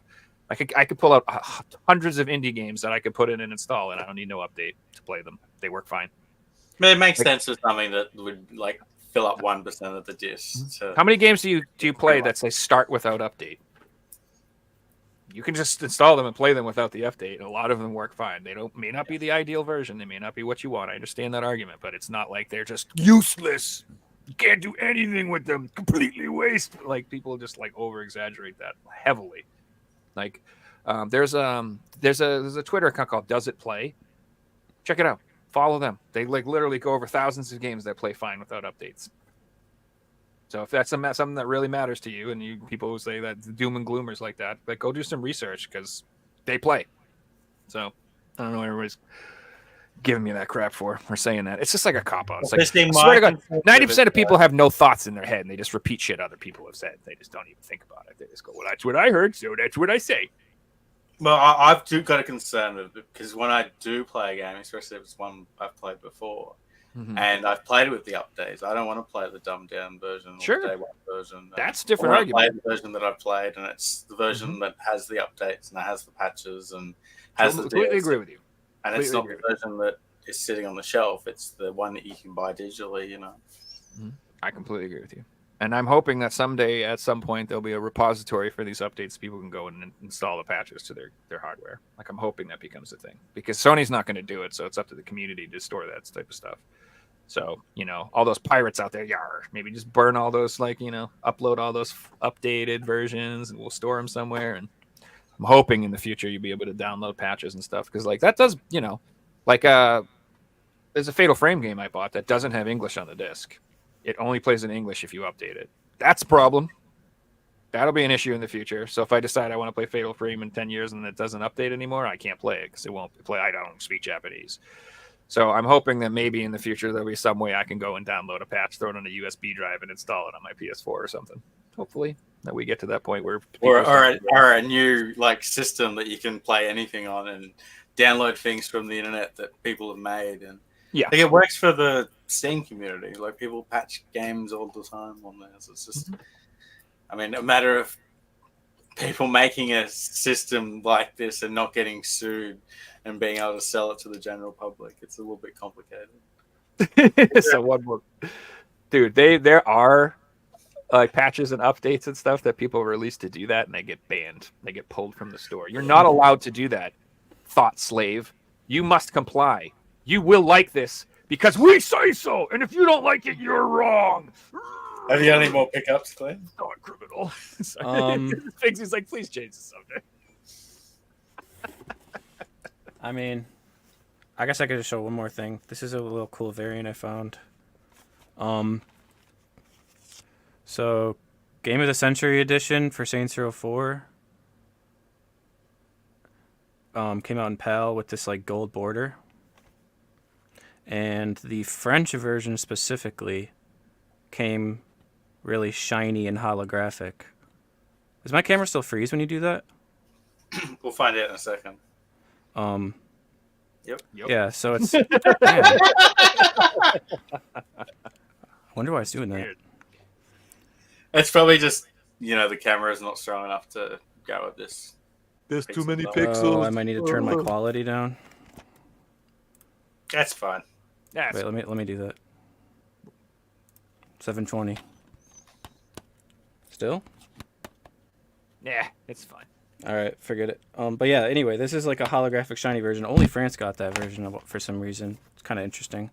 I was That's good. We used to think that the Italian version was the only one, and obviously, multiple countries have it. Yeah. But yeah, that's it. I have my Borderlands stuff, but that's for another time. That's like 30 games. Oh my lord, my goodness. I had put more PS1 games out to show you guys. So I pulled most of the D games out. We stopped about halfway through. So we go in order. I never played this one, but I got it in a lot. So we got David Beckham Soccer. Got a lot of soccer games on PS1, especially in the PAL region. I wonder why. It's insane. Here we have Dead or Alive. First one on PS1. Pretty cool cover art too. Yeah. I think that's different than what we got. Definitely one of the grails of the PS1 collection. Here we have Diablo. Nice. Personally, when I played Diablo back in the day, it was on PC, but it's pretty cool to have the PS1 version. So I guess I could be wrong, because I usually am, but I'm pretty sure that version has a 2-player mode, and that's the only version that has a 2-player mode. It does have think. 2-player mode. And I don't think the original PC version you can play multiplayer at all. So I think that is why the PS1 version's so sought after. Okay, that makes sense. I'm just and guessing. If you're nostalgic with a game like that, sure. Yeah, if you sat there played that co-op with your brother or sister or something, and you want to it's relive Diablo, that's the only way you're going to do that 2-player, I believe. Next, we have Die Hard Trilogy number 2, and this one includes the Vegas games. Yeah, Viva Las Vegas. Yeah, that's sweet. It's got a light gun game in it too, I think, right? Yeah, I never played that one. I played the first one, which I don't own because I only collect Black Label games, and I've only ever had a platinum copy of it. Here's a series that I did play back in the day on PS1. I loved, and I've gone back and bought them, and I think there's one more to get. But yeah, it's pretty cool to have them. Was like this. Pokemon's huge, Yu-Gi-Oh's huge, but this kind of just disappeared, and I used to be into it back in the day. And it's Digimon. So here we have Digimon Rumble Arena. There is like a PS4 Digimon games, but I find they're pretty like underground. They're not like mainstream or anything. They're like the GoBots versus the Transformers. Yeah, exactly. The knockoff. And then this is the one I played as a kid. I think Yeah. I rented it from the video shop. But it I was, played a lot of Digimon World as a kid. Yeah, PSN. just such a fun game. That's Those a are total rip-off of Pokemon. How dare they? They should be banned and pulled off the market. How dare they reuse assets? Was that an AI game? I'm sorry. Everybody's whining about Pal World like it's the only time Pokemon's been ripped off. I'm like, where have you been the last 20 years? Meanwhile, Dragon's Quest. Yeah, it's everybody rips off everybody, dudes. Get over it. Sarah said, Digimon World New Order is the last game I need for a full North American Switch set. Is that hard Anyone's to got find? that? Reach out to Sarah. She can find him on my Discord to help him out with that full set. I'll keep an eye out for it, man. If that's true. Digimon World Next Order. Now, this next game is really special to me. I had it as a kid, played through it probably 100 times, me and my brother. Finished it multiple times. I've gone back and replayed it as an adult, watched YouTube runs of it. Like, such a good game, and that is Disney's Hercules. If you ever play this, it's such a good game. Now, I watched a documentary about this, and it was a rush cycle of how they released the game. And you play through the game, and like the first 5 or 6 levels are super action-packed, and they're really in-depth. And then the end of the game kind of just ends with like 3 boss fights in a row. Like they just forgot to put levels in.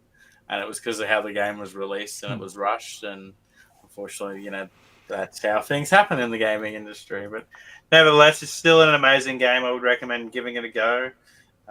It's going to look a bit outdated, but like it came out in 97? 90. It doesn't have a date on it, but it came out in the 90s. So for the 90s, you can get a pretty good experience. It's got 2D and 3D. It combines like a 2D field, but then you can run forward and backwards and then go along that. It's train like they're 3 train tracks, if that makes sense. Which is kind of like 3D, but it wasn't. I see what you're saying. It's like Yeah. it's 2D, but you have the 4 like foreground, the middle, and the far ground type thing, or whatever. Yeah, or think of like Temple Run, also, or like Subway Surfer, how it's you're jumping between the tracks like that. Yep, literally like that. it's cool. Amazing game. We're doing all the Disney games because that comes under Disney's Hercules. I think that Hercules is getting remade as a live action film. Hope you guys are excited. Hope Yep. you're excited for that. I don't think I played many of the other Disney games, so I'll go through these quickly. Here we have Disney's Dinosaurs. What the hell is that? If it ain't Land Before Time, get out of here. Aladdin, and the series Revenge. Hey, that was a quiz question. Remember? That was one of them, like, name the 2 games that have something similar in the title. Yeah. That I Revenge? actually did play this back in the day, but I can't remember anything of it. And if you can't remember anything of it, it probably wasn't that good. The Aladdin games on Genesis were dope, so I'm wondering if that one's good too. Here we have Atlantis, the Lost Empire. Nice.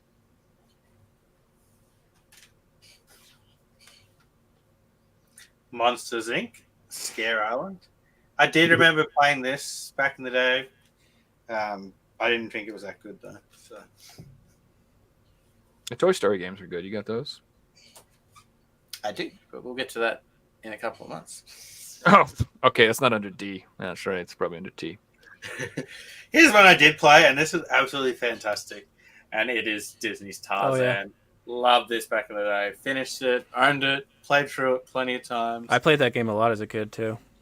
So I loved like skateboarding games, and this had like you could go down the vines like on basically like you're on a skateboard. Yeah. So much fun. Yeah, highly recommend it. You can pick it up for like $10. So Yeah, you're kind of making me. I've thought about getting those Disney games, and then I also wanted to get the Looney Tune games that came out. Those are good too. oh Like- yeah. Guess like- what, Joe? Bunnies in Time or what? What you got? It is Disney's Toy Story. Oh, okay. All right. There we go. That part was the first two. one, that was the second one. Yeah, that game is fun as hell. Yeah, those are good games. And that's all the PS1 games we have today. I just remind everyone every single PS1 game in my collection has the manual and has a disc that looks nice because I got a disc cleaner, so I can clean them. And they're all obviously black label, so I'm pretty fussy with my PlayStation 1 collection. It's awesome, dude. Yeah, it's even just nostalgic me just seeing them all, you know. Mhm. You might have them on the shelf, but pulling them out every few months or once a year and just going through your games can feel good. Because looking at the spines is one thing, but seeing the artwork and seeing, you know, feeling how heavy it is because it's not just got a manual, it's, you know, got an art book to it or a soundtrack or something. I still love the PS1, dude, and I still get more excited when I get a PS1 game than anything else.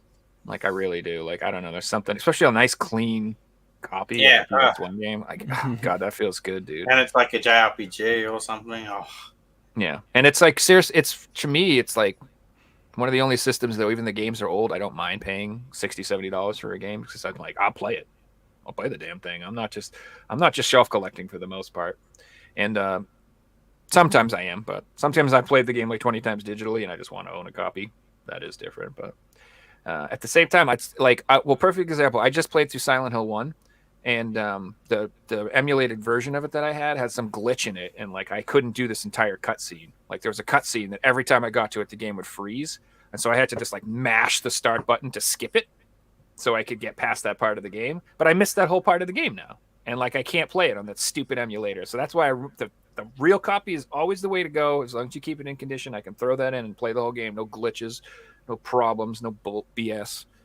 I mean, most of the time, I can support emulating games because a lot of the time you have a better experience. You know, I like emulation, but sometimes it runs on 1080p. You know, you can save it onto the hard drive, different things like that. But it's like sometimes the files suck, or it's like another example is like Buster Brothers on the PS1.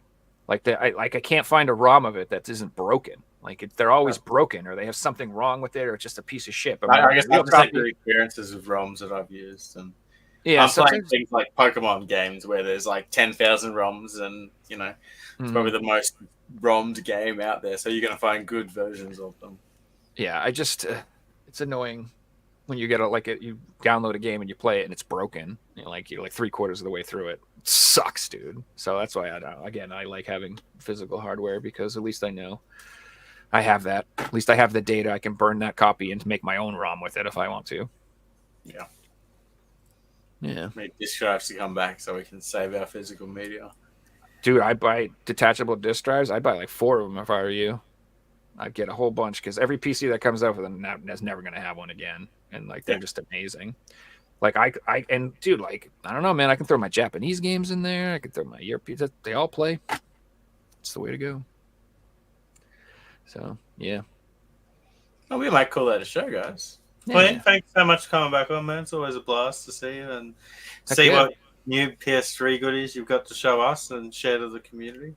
Really cool. I think that was the first time anyone's seen that Saint Seiya game before, so that was really cool. Right? Yeah, appreciate it. Thanks for having me on. Yeah, it was a lot of fun. I'll say when it comes to PS5 topics and modern system topics, I don't always have the most insight because it's hard being on a PS5 topic if I don't even have a PS5, but at least I can give my angles. Well, it was good to have you here because we got an Yeah. insight of literally like the target audience for Sony right now. And like you wouldn't even buy the system. Like, how can they be at the end of the life cycle when they can't even sell it to someone? Yeah. Not totally. someone who wants it, but someone who, buys it because, of how good it can be. Before we end, we can talk about one more thing that I meant to talk about this and I never brought it up. PSVR is screwed. I hope you guys realize that. PSVR is dead. There will not be a PSVR 3. If Sony is abandoning the PS5 already and they're not developing for it, how do you think they feel about the PSVR 2? It didn't sell at all. And like I'm just like, that makes me very bummed. I think that there's going to be maybe 15 physical games that come out for the PSVR 2, and I think it's just going to be stopped developing for it. It's going to be. What about the Portal? It just came out. Like, how can you announce that the system's ending when you just released a new product for it. That's So I don't Yeah. think the system's ending. I think this is them saying they're not going to invest in it anymore. They think that financially it's not a good investment to keep developing for it. I think that their cycle is going to be like, screw that, let's move on to the next thing. Like, put all the money into that. Like, that's what I think they're saying. I don't think that like PS6 is coming Wow. out in the next year or two. We'll have the PS5 for a few more years, but you're not going to get like a ton of new games. And I don't know if we'll get a Pro. I really don't. I don't know. I'm skeptical if we'll get a Pro. If they seem like, if they're underwhelmed with the sales of the PS5 and they're saying they're in the latter stages, like why would they do that? I don't know. That's true. Yeah. I'm just It's skeptical. crazy to me. I can't put my finger on it, but I guess they got to get what the shareholders want, and they got to make money. So it's all about the profit. at the end of the They're night. completely Yeah, money. about the games. 100% money. Yeah, they're not in it to make us happy, guys. Which I don't get. You know, I get it.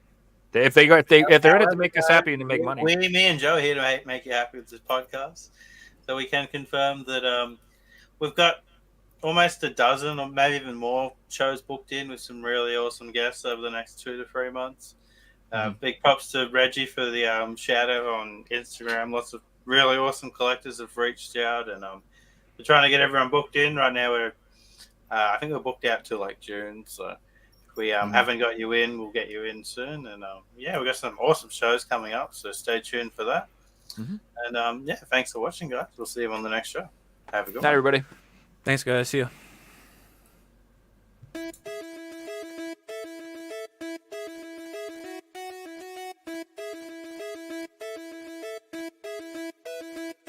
You found the